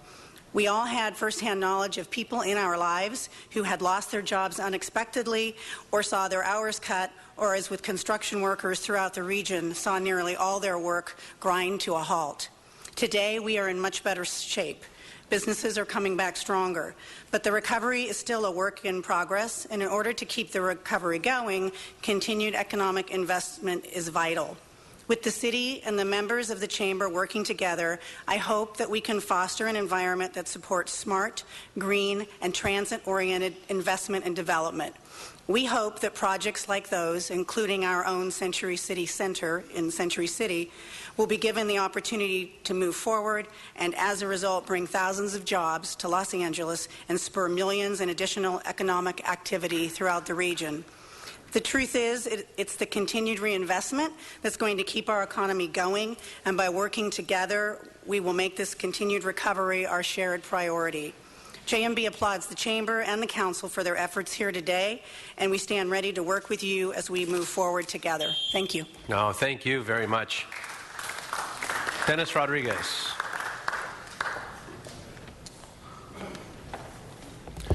Good morning, City Council. Morning. My name is Dennis Rodriguez. I'm the Chief City Executive for Siemens Corporation here in Los Angeles. First off, I'd like to commend Alan, Gary, Ruben, and Chris in terms of their efforts here. I think they've done a very commendable job with the information they've presented thus far. The City of Los Angeles has the highest business tax of any city in LA County and one of the highest in the country. Approximately 40% of all businesses in the city pay the top gross receipts tax rate, which particularly impacts the service industry.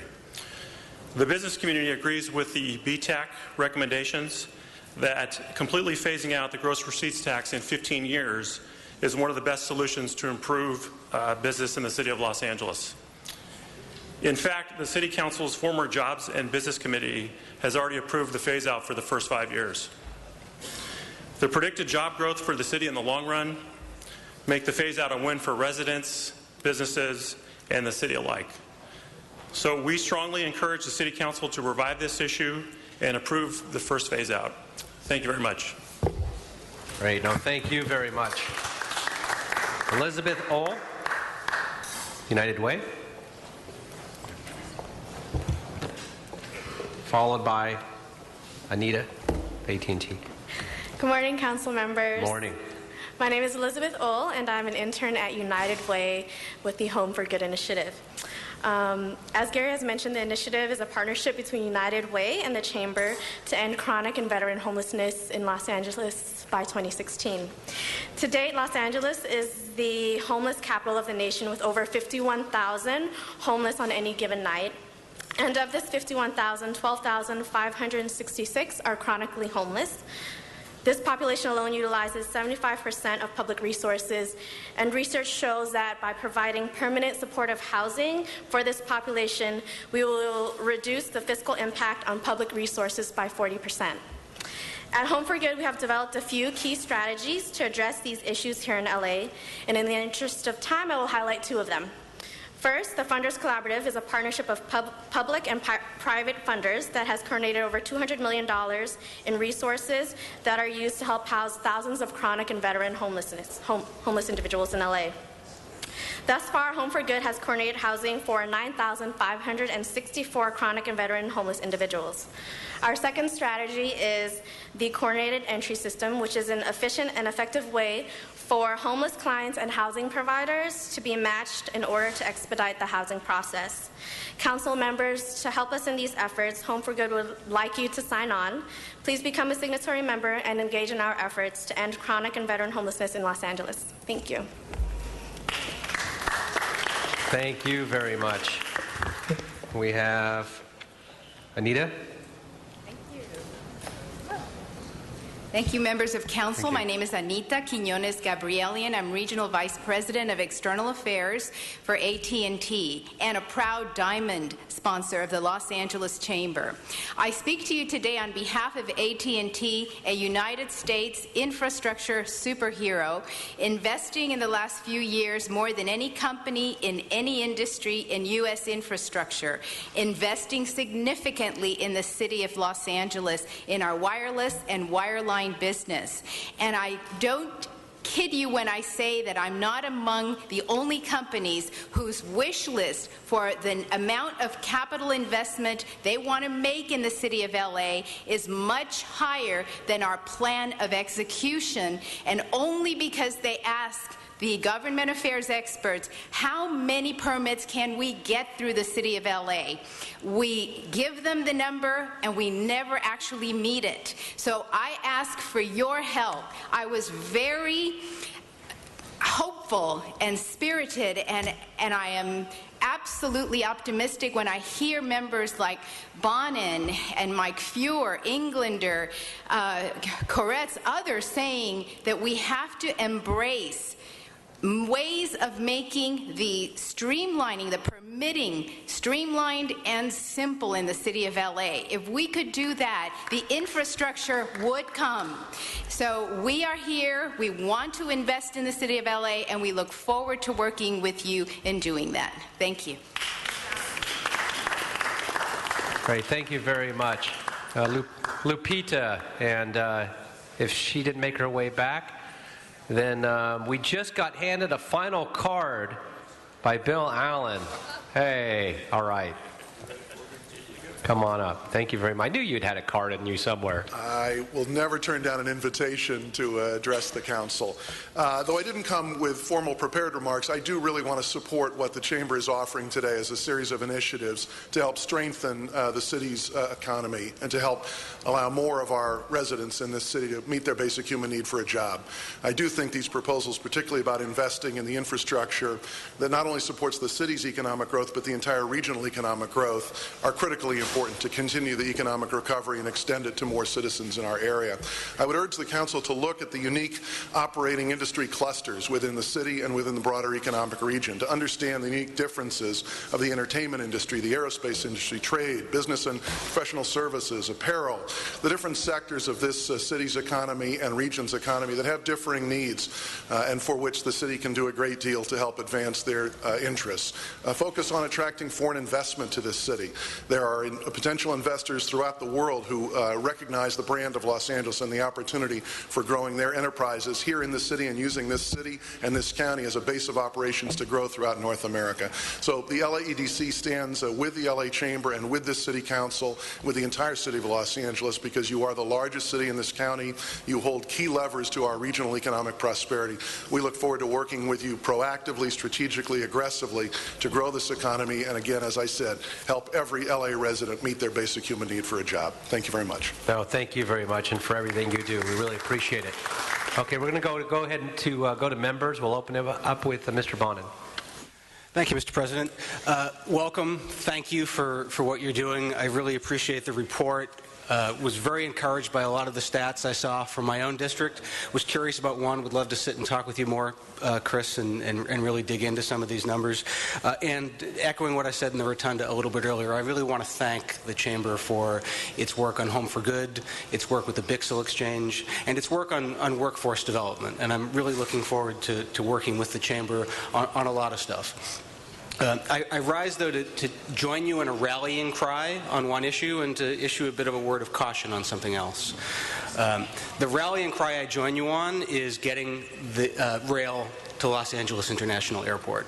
It is an offense to good planning and to common sense and to just reason that we do not have a train that gets us to the airport.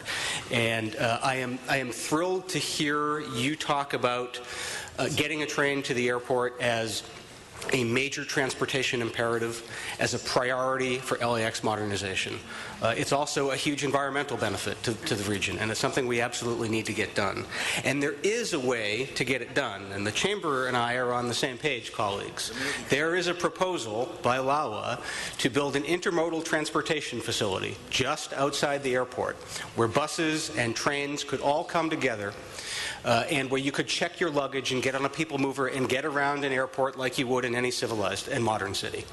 And we're working together very closely on that, and we have a lot of work to do to bring common sense to reality on that. I put in a motion this morning that Mr. Labange, I believe, seconded, that will ask for a joint hearing of the Transportation and the Trade, Commerce, and Tourism Committees to discuss that and to get the Council on board. And I also appreciate the work we will do together for the next ballot measure, which will increase the mass transit we can do and fast forward the stuff already on the books. And that brings me to my word of caution. I think that ballot measure is, even though it hasn't been fully completed, is imperiled. Because right now, there's a secret password that any developer uses to just get anything done that they want. And it's TOD. Transit-oriented development. I get very concerned when I hear blanket calls for density. We have to develop things right. We have to develop things properly. And if constituents of mine, or Mr. Koretz's, or Mr. Labange's in high-propensity voting districts feel that mass transit will bring them more traffic, they will vote against the next ballot measure, and we all lose if that happens. So I invite the Chamber and the business community to be watchdogs and hold developers to the fire so that we have development that is not just transit adjacent, but is transit promoting and transit integrated and transit serving. That's the right way to do it, and that's the way that we will get people on board with the next ballot measure that we all need to make this the greatest city in the country. Thank you. Great. Thank you very much. Mr. Labange. Thank you very much. And to follow Mr. Bonin, so well said, you talked about density. That has a great fear. Put density where there is transit. Protect neighborhoods. People love the neighborhoods they live in. There's over 100 special neighborhoods from Chatsworth all the way to San Pedro. But if we want to Manhattanize those neighborhoods, we lose.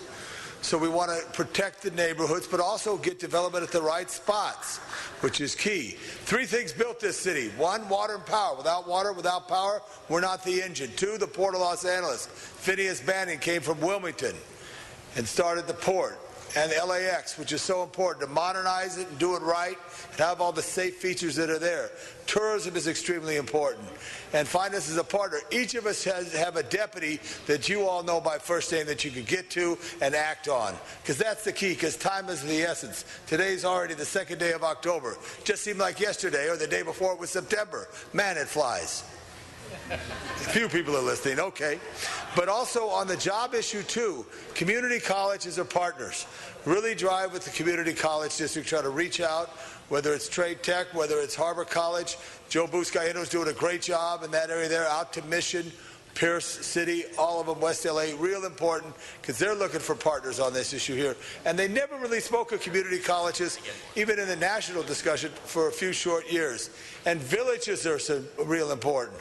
Largemont Village, Studio City, North Hollywood. There's little villages that make people want to go. Everything that's changed here, and you will know this, Mitch, from your work as a reserve police officer, when the LAPD adopted the broken windows concept, where they go into neighborhoods and they work. And then neighborhoods and larger ones like Hollywood invest in bids, which are so important to expand and to give that extra protection, because the same thing, what Proposition 13 did is it equalized. There's no split rolls.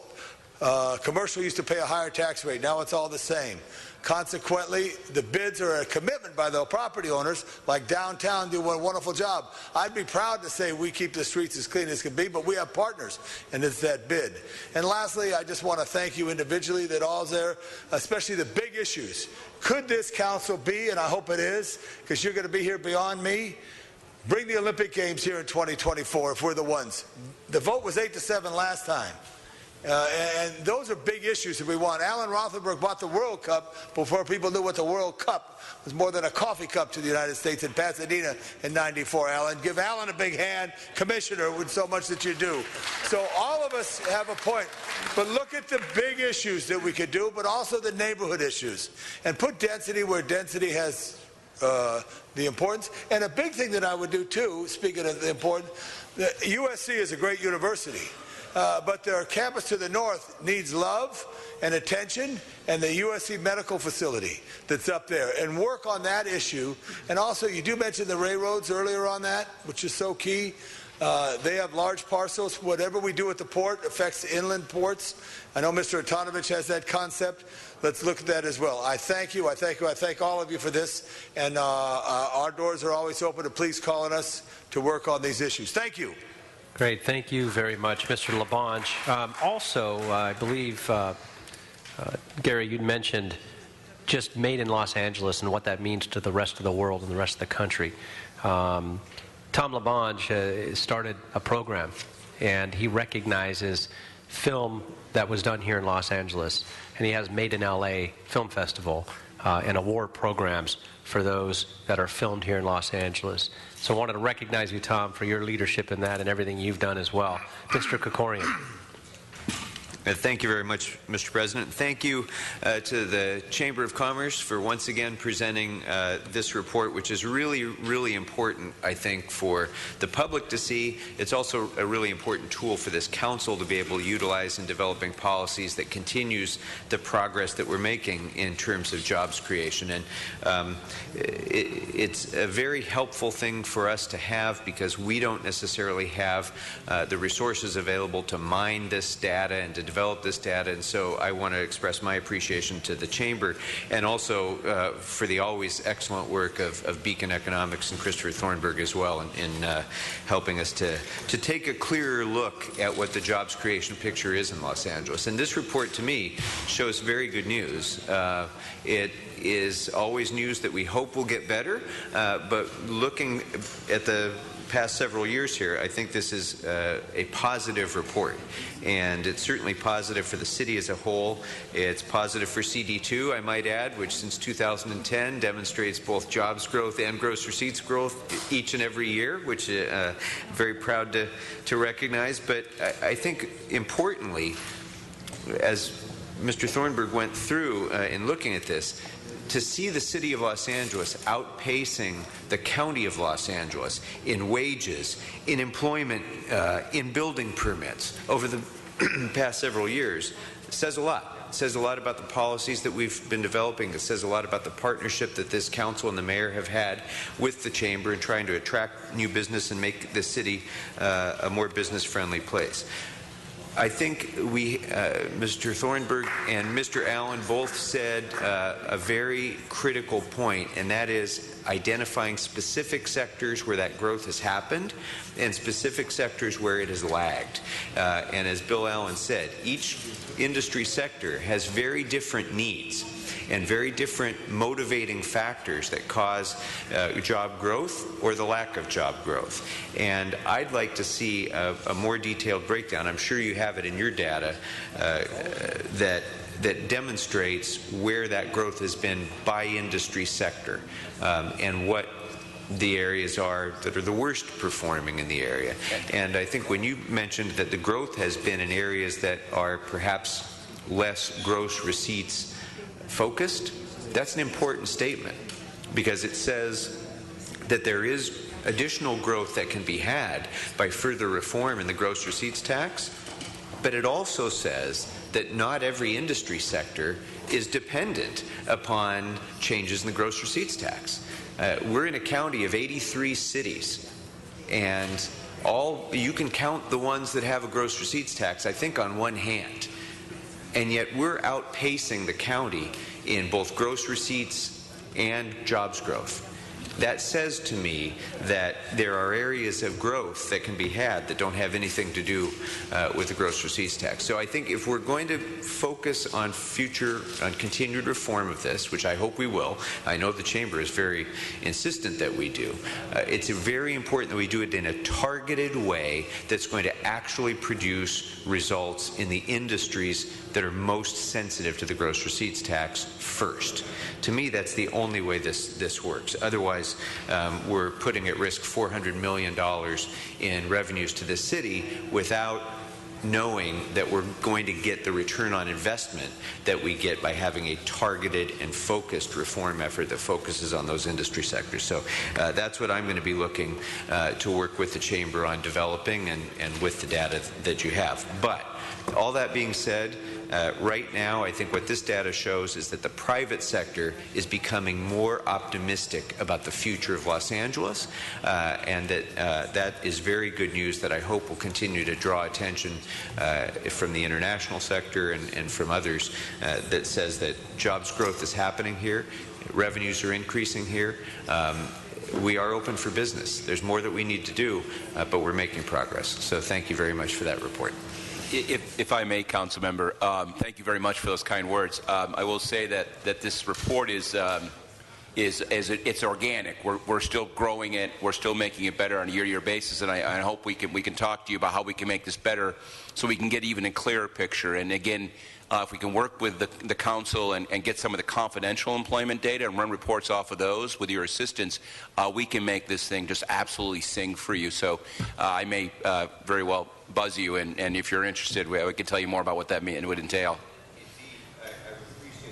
Sorry, Mr. President, one quick follow-up. I know I'm over time, but another very essential part of that picture related to that is clear data on business relocation. Because people are quick to say everyone's moving out of Los Angeles and so on. I'd like to see some actual data that shows who's moving in, what the gross impact of that, or the net impact of that is rather, and whether that's, again, industry sector specific, so that we can target our policies on addressing that specific issue rather than just the bumper sticker slogan that, you know, businesses are moving out. You can only do that intelligently with real data about real businesses and real factors that influence that siting decision that they make. So thank you, Mr. President. Thank you all. Great. Thank you very much, and appreciate it. Wanted to thank you again. And if we can give all those that have come here today, that have worked behind the scenes tirelessly, another round of applause to our Los Angeles Area Chamber of Commerce, all their partners, their Diamond Club members. We truly appreciate it. And Can't thank you enough. Thank you very much. And if you or any of your staff members would like to follow up on the report, please contact Ruben at the Chamber, and we will set up those one-to-one meetings. I'm sorry, we still have 2 speakers on the queue, actually. So 2 more council members. Mr. Price, I apologize, Mr. Price, you're up, followed by Mr. Fuentes. Thank you, Mr. President. I just want to thank the Chamber for its presentation and for the commitment. We know that it really has to be a collaborative effort, public-private partnership, and so you epitomize making that happen. I was especially pleased to hear concerns about workforce development, workforce training. It's got to be a real critical component. You know, we got to make sure that young people and others are trained and able to take the jobs that are being created. They can perform the jobs. And so I look forward to working closely with the Chamber. Appreciate the commitment that you each have made, and know that, you know, we all say that the city's open for business, but it can't be business as usual. We need to really do things a little differently, a little smarter, strategically, and we must involve everybody. And so I look forward to working with you to make that happen. Thank you. Great, thank you very much.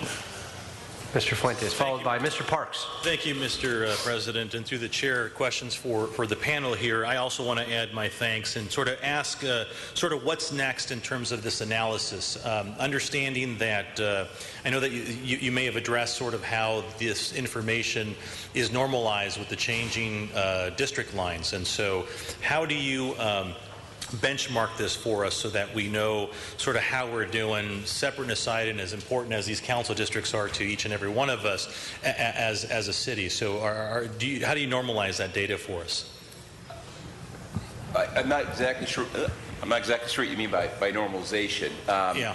Well, so let me expand a little bit. So you've got data that you've been tracking. Felipe, I think I can answer that because we went through this last year. Okay. We went back and took the prior reports and took the new council districts, and so we were always comparing apples to apples. So that the fact that a council district changed didn't have a factor on the data that you saw in front of you. It's all, even in the days when the council district looked different, it was related to the new area that the council district. And again, as important as sort of those boundaries are, to me what would be incredibly helpful is being able to sort of look at how Lakeview Terrace or Pacoima has done over the last 10 or 15 years. So are you all memorializing this information and data in a database that maybe is searchable and sort of open to anybody who wants to look at it? The answer is not yet. There are possibilities to do that. Again, I would suggest that this report is something that we're going to continue to work on and expand and make more useful. There are some limitations in terms of the confidentiality of some of the data we always have to be cognizant of, but I think there's numerous ways where we can make this thing more and more useful for you, and we're more than happy to work on that. And another, so just on the normalization topic a little bit, so you've got this information that I think is incredibly valuable to us in this moment in time in Los Angeles and for the county, but how do you help me understand how we're doing relative to other parts of the country? Are we growing as fast as we should? Are we maybe advancing the ball in some areas and not others? So is there a contrast that you help us sort of understand in order to see where we actually are relative to other counties, other cities? Well, clearly the area is growing faster than the state overall is growing faster than the U.S. and the county is a little bit behind. I'm sorry, but the county is a little bit behind, of course.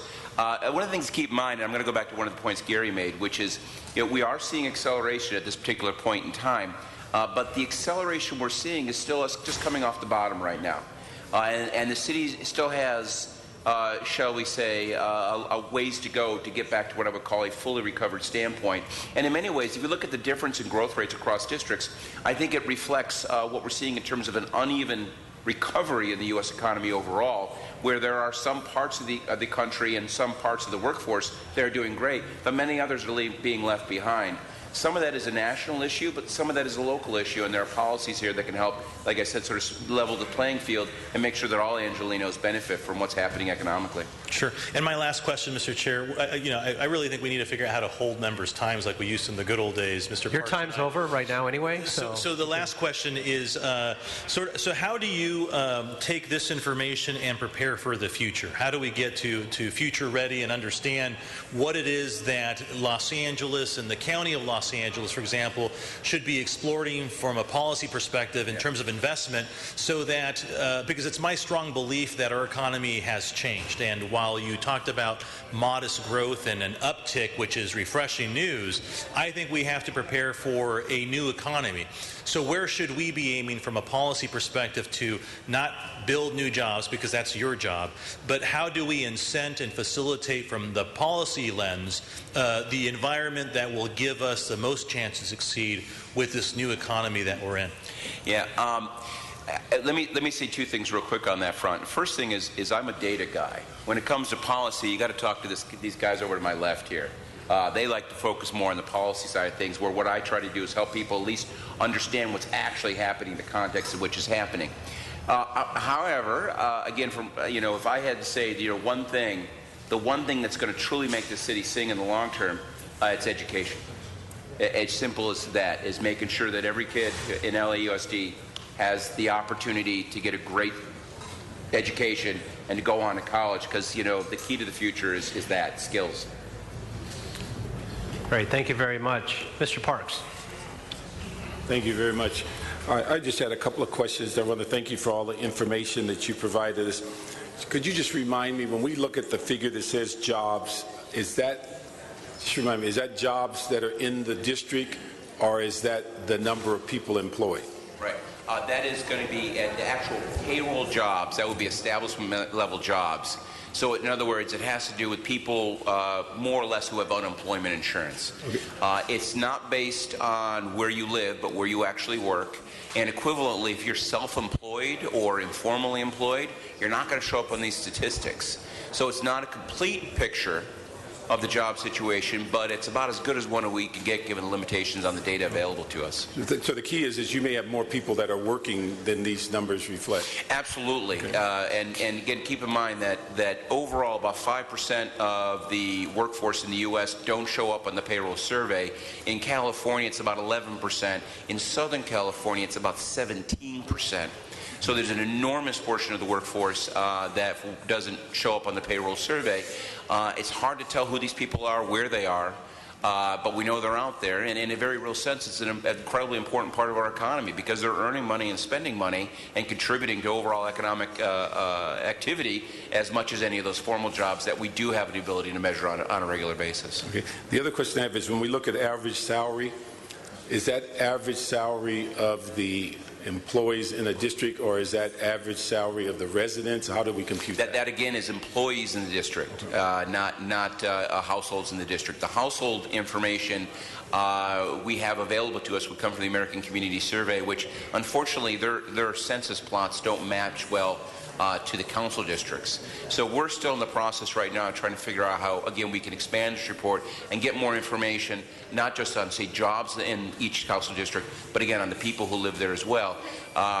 This is what I would call a work in progress. Okay. That's what my concern is. On the average salary may indicate that the number of people that are coming in the city getting the higher average salary leaving, and then the people that live in the community are the folks that remain there with little or no jobs or unemployment. Yeah, and let me back you up on that, because one of the things you see, and you might have caught this in the presentation, the average wage per worker in the city of Los Angeles is higher than the county overall, but median household income in the city is lower than the county overall. And a lot of that has to do with I think, just kind of the distribution, if you will, of higher end neighborhoods and where people live. So, but even though with these figures for average salary, then we shouldn't be surprised that the poverty level keeps going up in the city. Exactly. Okay. The other thing, several people mentioned, and we've debated it for a number of years, the gross receipts tax.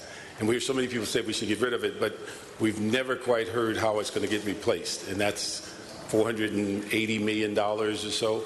And if we think businesses are leaving now, take $480 million out of your budget and not replace it and see how many continue to leave. And I'm just trying to figure out, where do you replace $480 million that comes directly to the city with no in-between? The current proposal, as you know, is a phase-in, which amounts to $25 million per year. We'd like to work with the council on that and see whether we can begin that phase-in. There's no intent to go to $460 million. Even if it's 25, how do you replace it?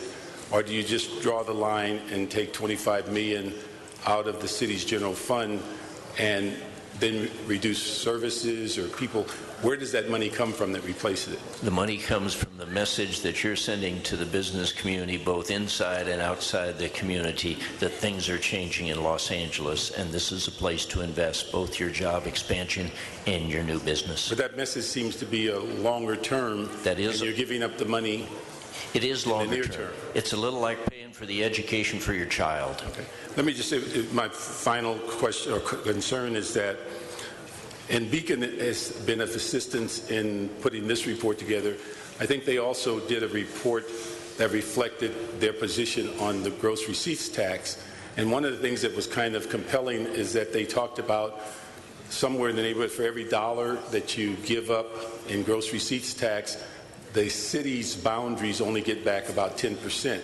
So we may be populating the county and a variety of other cities, but not the city of LA. So I'm just wondering how that reconciles.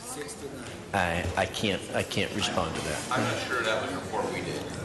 Well, you may want to look at the CAO's report that I think captured some of your comments about. Yeah, our comments were mainly based around some other reports. I haven't done a direct report estimating what the impact would be. But you may go back and look at the CAO, because I think they captured the theme of your report and talked about the 10%, because we asked them specifically to go back and determine all of the things we've done on business tax, and we've reduced it. What have we gotten back in the city? And it came out about 10%. Got it. Okay. Thank you very much. Mr. LeBon's got a quick shout out. Last thing, we do get reports on our infrastructure. In the nice report that you gave us, I'm going to make sure you get a copy of it. You can look at it. But before we conclude, because I love when you're talking about infrastructure, one of our greatest here, Seth Fowler. Seth, stand up right there. I want your dad to stand up right now, if you would there. Okay.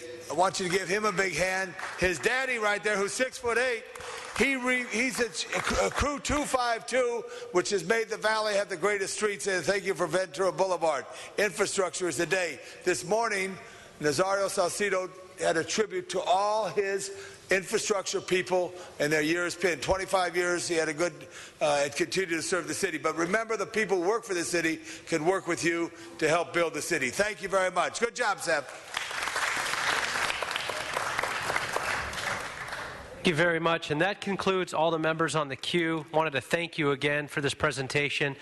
If we could, from what I gathered and listening to all the members as well, is that the information is critically important. This report is very helpful, as we articulated and shared earlier, with how it's been used and disseminated, and decisions and key policy decisions being made. If we could, perhaps going into next year, present all the findings. All the cross-tabulations by industry, any other additional information you used. It's a great executive summary. Some of the questions, the answers for information that Mr. Fuentes had specifically on industries, Mr. Krikorian has asked. Those are a lot of things that I started looking for. The idea that Mr. Parks brought up in terms of there are people in specific districts that may be employed, but they may not work in that district. They're working somewhere else, so that district picks it up. So if there's any other way that we could help and pull some of that information so we can actually make those informed decisions as we gear towards our efforts to reduce and finally, hopefully, eliminate business tax as well. So thank you again. Wanted to give another round of applause to the Chamber, all the partners, thank you, the Mayor's office, everybody who's participated in putting this together. We truly, truly appreciate it.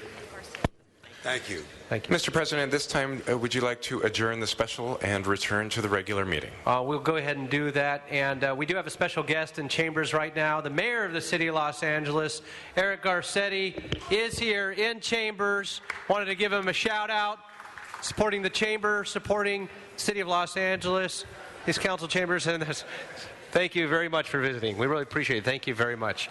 And with that, we've got two items that Mr. Koretz would like to open the roll with. He'd like for reconsideration, item 4 and item 10 for reconsideration. 4, I believe, has a technical amendment. 10, he'd like to reconsider and then continue till another date or vice versa, but we'll get to that. First, we need to open the roll so we can have the discussion, close the roll, and tabulate the vote. 12 ayes. Okay, on item 4, you wanted to continue that one? Is that correct? Yes, I'd like to continue item 4 for 30 days. Okay, we'll go ahead and do that. We'll continue item 4 for 30 days. And for the record, that's November 1st. November 1st, okay. And item 10? Item 10. If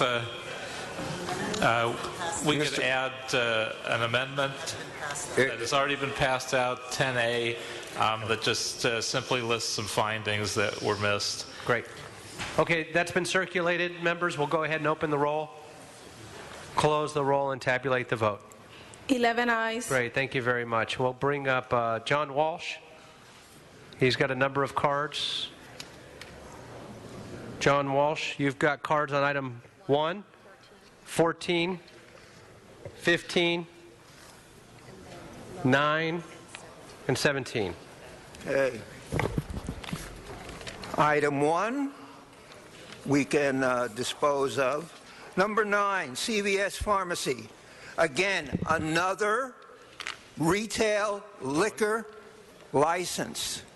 I would like to remind someone here, Councilman Bonin, that if he is a member of AA and he has sworn the oath, every time you approve a liquor license and someone is killed, you should be thrown out of AA. Because you have the blood of that person. So we'll see how you vote on liquor. Hi, my name's Mike. Hi, Mike.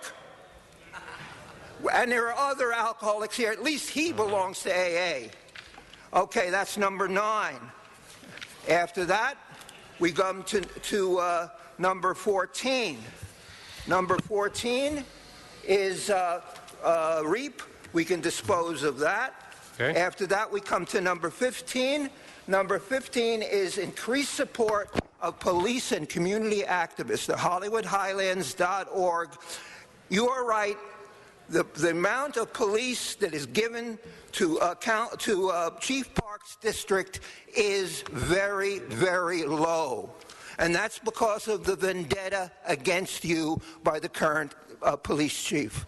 That's why you don't get that kind of... remember, most of the cops go in areas where white people live, okay?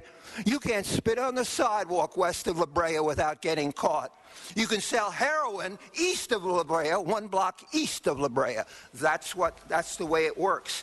And number 17, okay, this is the most important issue. And remember, I don't need the full 5 minutes. Okay, this is another hit-and-run death, Anand Shah, on September 5th, 2013.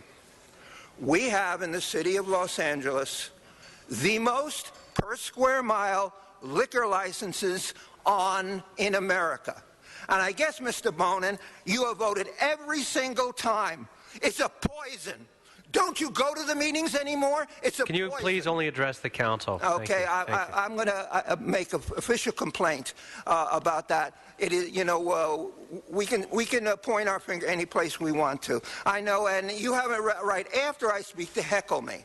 Okay, the point I'm making is that if you are a member of AA, and I speak to every AA member, and I speak to the AA internationally, you have a member here who consistently votes in favor of liquor licenses that result in hit-and-run deaths. And your own figures show that 85% of the hit-and-run people that you finally arrest were drunk when they killed. And why do you all vote these liquor licenses? For convenience or necessity. So I just want everyone to understand that Mike Bonin believes that alcohol is a necessity. And you should be kicked out of AA, and you all should vote against this. And once I get one media person The garbage over there, no one wants to hit you in the press. I'm telling you now that once the media hits this, the national media, the Daily Beast, you will all give in and put a cap on liquor licenses. Okay, you can transfer them, but I don't want a single additional liquor license for convenience. I want to say to Anand Shah's relatives, for convenience, the person who murdered your father, your son, they added more liquor licenses to that neighborhood for the convenience. So, and right now, Anand Shah is dead, and you're offering $50,000. You can take the extra minute. HollywoodHighlands.org for more of the same. Great. Thank you very much. Mr. Herman, item 1. You've got a card on item 9 and 17. Pass up item 1, save you the time. Great, thank you. But HollywoodHighland.com, yes, it is an issue about who are we to condemn drunkenness?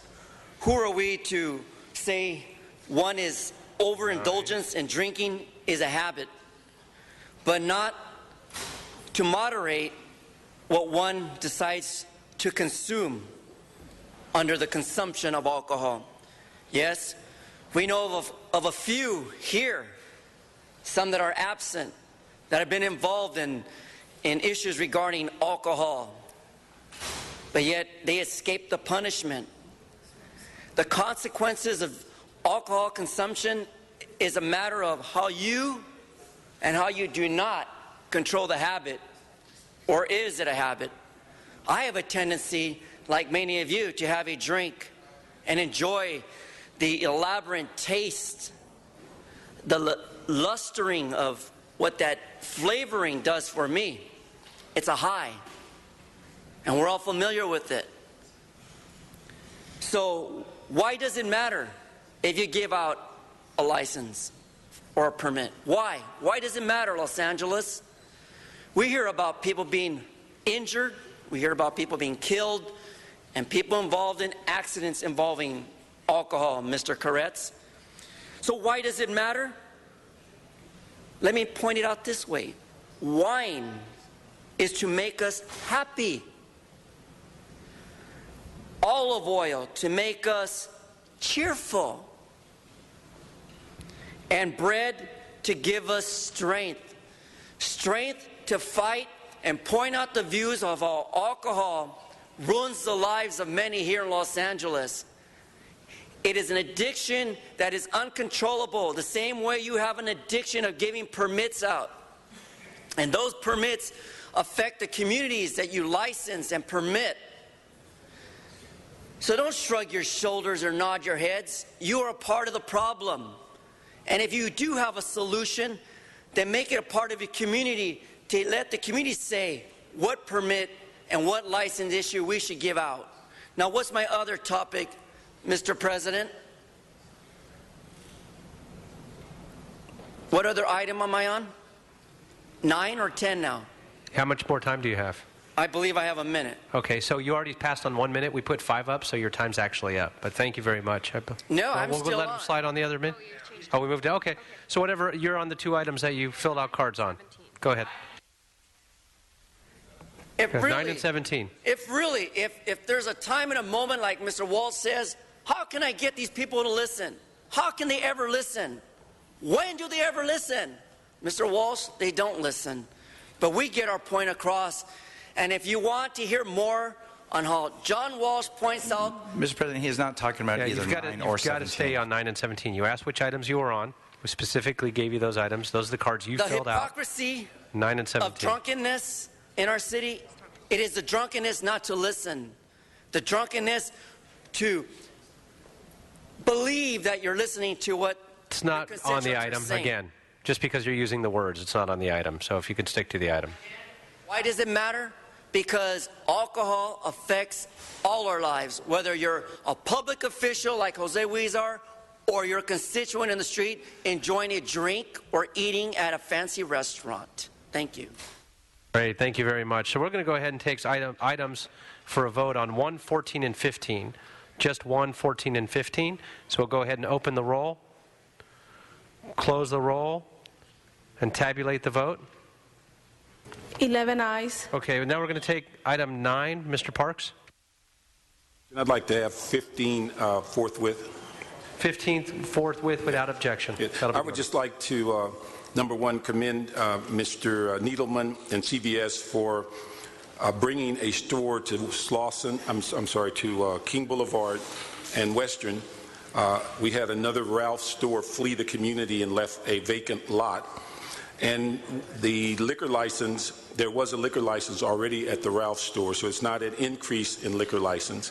It is the same number because CVS has moved into the same location. I'd like to make a verbal amendment to their application for, get it closer here, for their application for determination of public convenience on question number 14B. I want to be more specific as it relates to the security concerns, and that the store and the owner of the property has stated that the security guards will be in place 7 days a week from 9 a.m. to 10 p.m. in all of the common areas, and this one security guard will be 7 days a week, 9 a.m. to 10 p.m. in the internal store, and they will have a full complement of security cameras. So I want to add that to that city report. Okay. Ask for an aye vote. We need a second on that. Mr. Koretz, we have a second. Okay, thank you very much.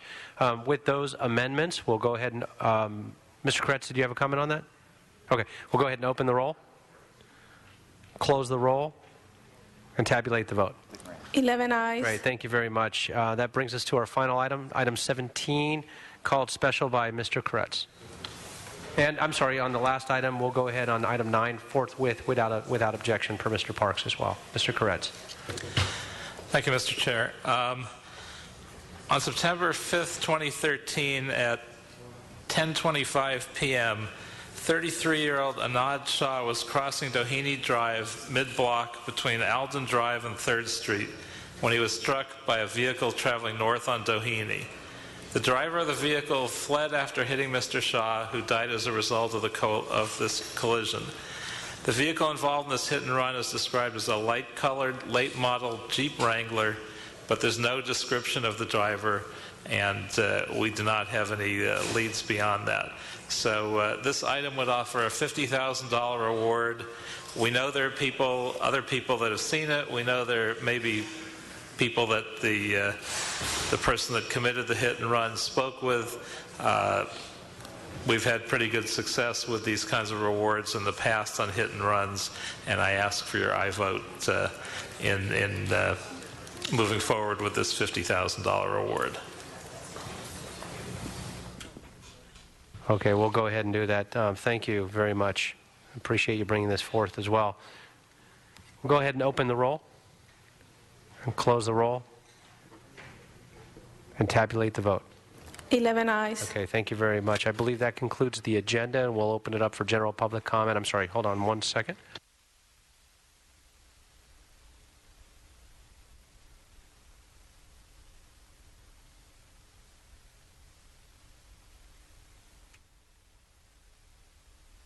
Okay, we'll go ahead and open it up for general public comment. Olga? And if we can line up in these orders, Olga, followed by Danielle, or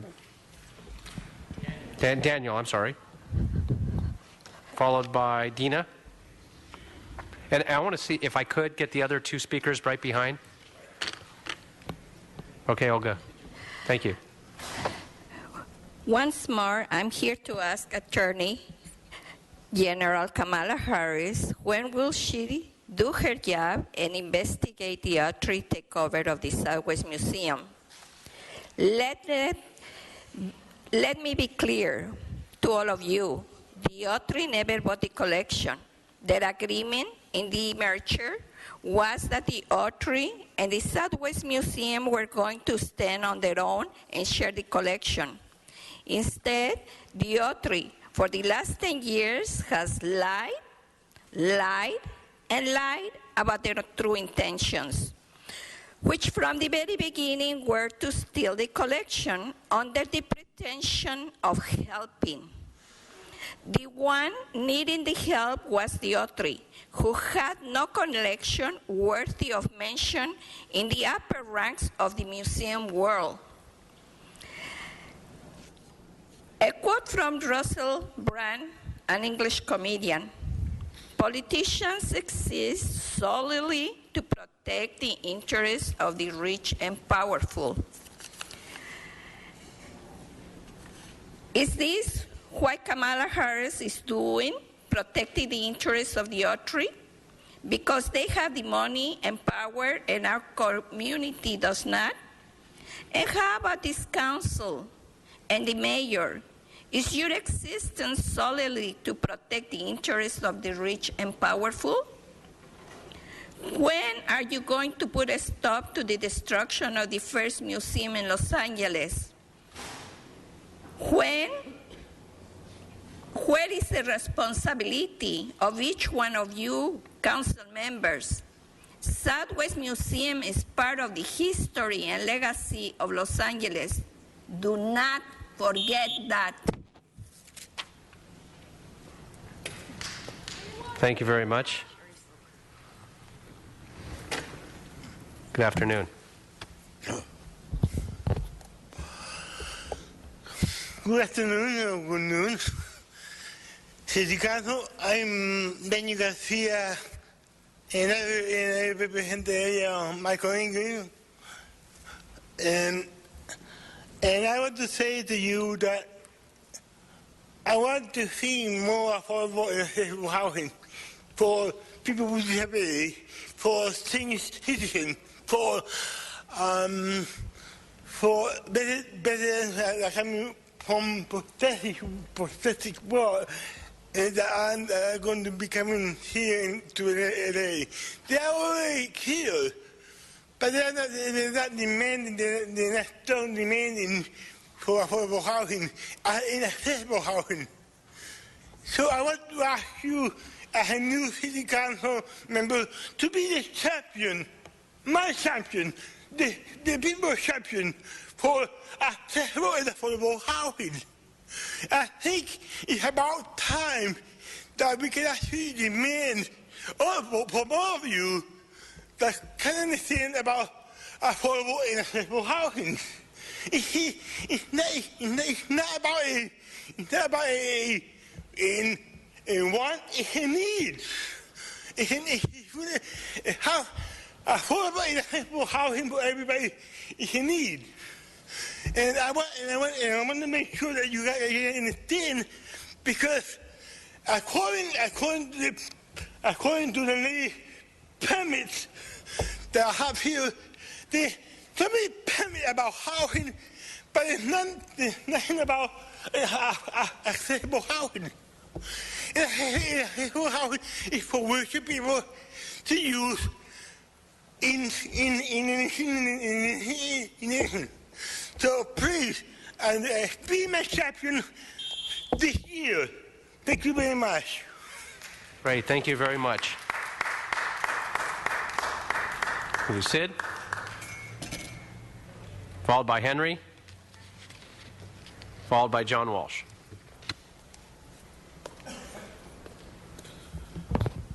Sid Maksudian regarding this St. Vincent Court.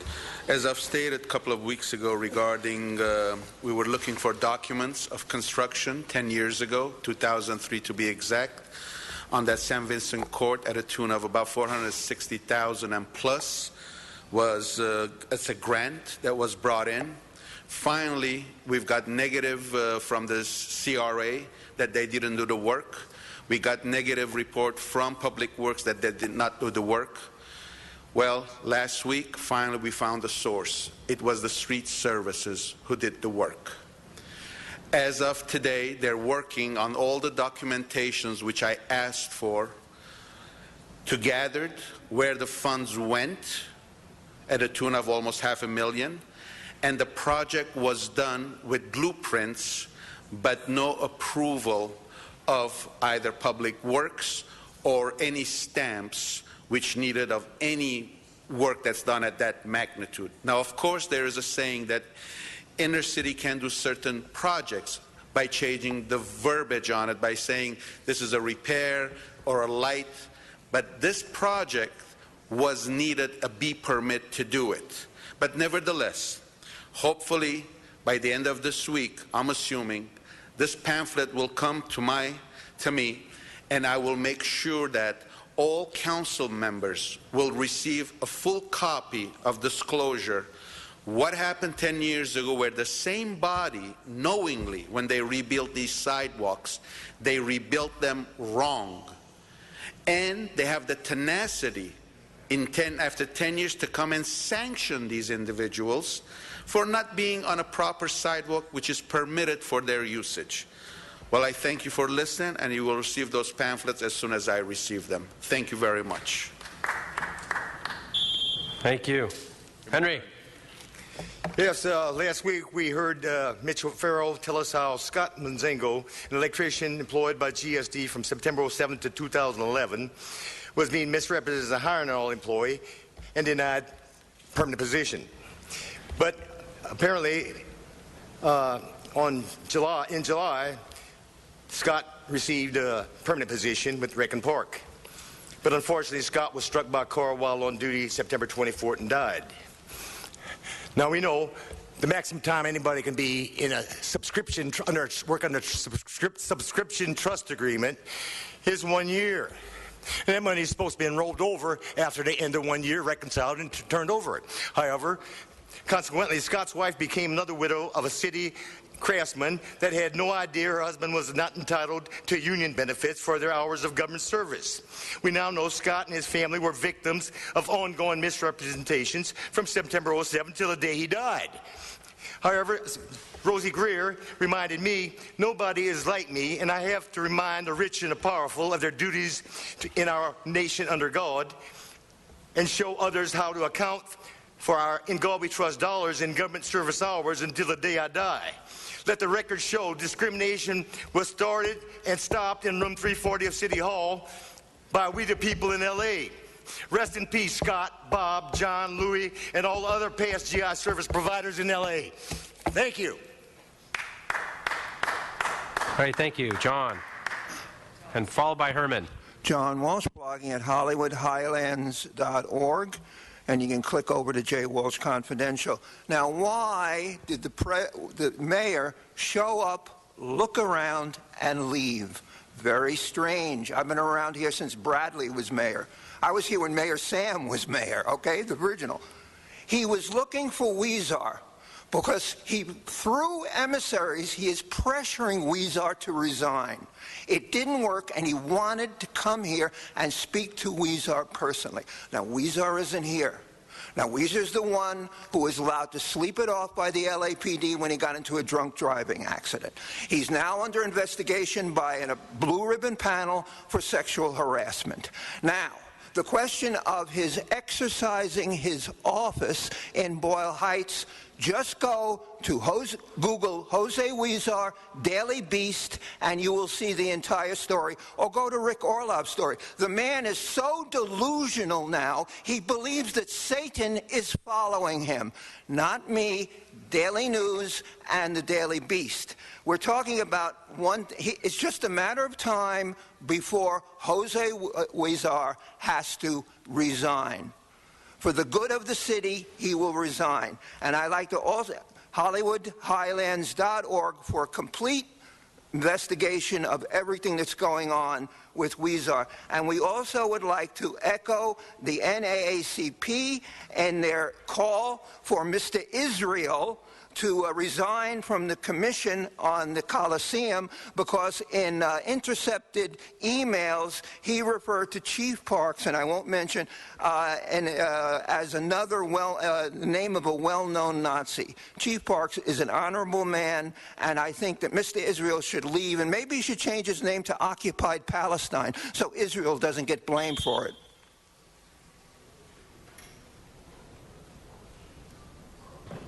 Mr. Herman. HollywoodHighland.com. Way to go, Mr. Walsh. The city that silences a critic will injure itself as much as it injures a critic, for a gadfly's task is to steer into life the massive beast of this city. The massive beast of this city is this council. Another guideline from Disability Rights of Laws, as it reads, Title II covers all activities in state and local governments. Title II requires that the state and local governments give people with disabilities an equal opportunity to benefit from all employment, transportation, recreation, and again, recreation. Where? Hazard Park. Hazard Park at 2230 Norfolk Street, zip code 90033. Why do you continue to take away the privilege of those with disabilities to have access to a park? Your sidewalks are horrible in there. There's no way to get to your activities of equipment. Why, Los Angeles? Why do you continue to hinder people with disabilities the right? Look at Daniel in his wheelchair when he and I went through Hazard Park. You think we were happy bumping and fumbling ourselves through that park? And as well, the restroom there near a bus stop, the 252. Why? Why is it out of compliance? Why is it out of code? Why is it out of regulation for the state and federal fundings that go to this park? I petition all of you, especially Mr. Huizar, who's not here, as Mr. Walsh pointed out. Do something about it. Make an effort. You've been gone for a week now. I will continue to come here and ask you to continue to promote and be an advocate on behalf of people with disability. We have a right. Thank you. Thank you. That concludes public comment. Mr. Clerk, is there anything else? Mr. President, Council has motions for posting and referral. Consider those posted and referred. The desk is clear. Thank you very much. Colleagues, anybody have any announcements today? All right, if we'll all rise for adjourning motions. I'd like us to adjourn today in memory of the 4 victims of the fatal plane crash at Santa Monica Airport over the weekend. While the names of 2 of the victims have been widely reported in the press, there has been no official confirmation, so I'll do individual adjourning motions later, but I did want to acknowledge the horrible tragedy over the weekend and adjourn in memory there. Any colleagues have adjourning motions today? Then we stand adjourned. See you Friday.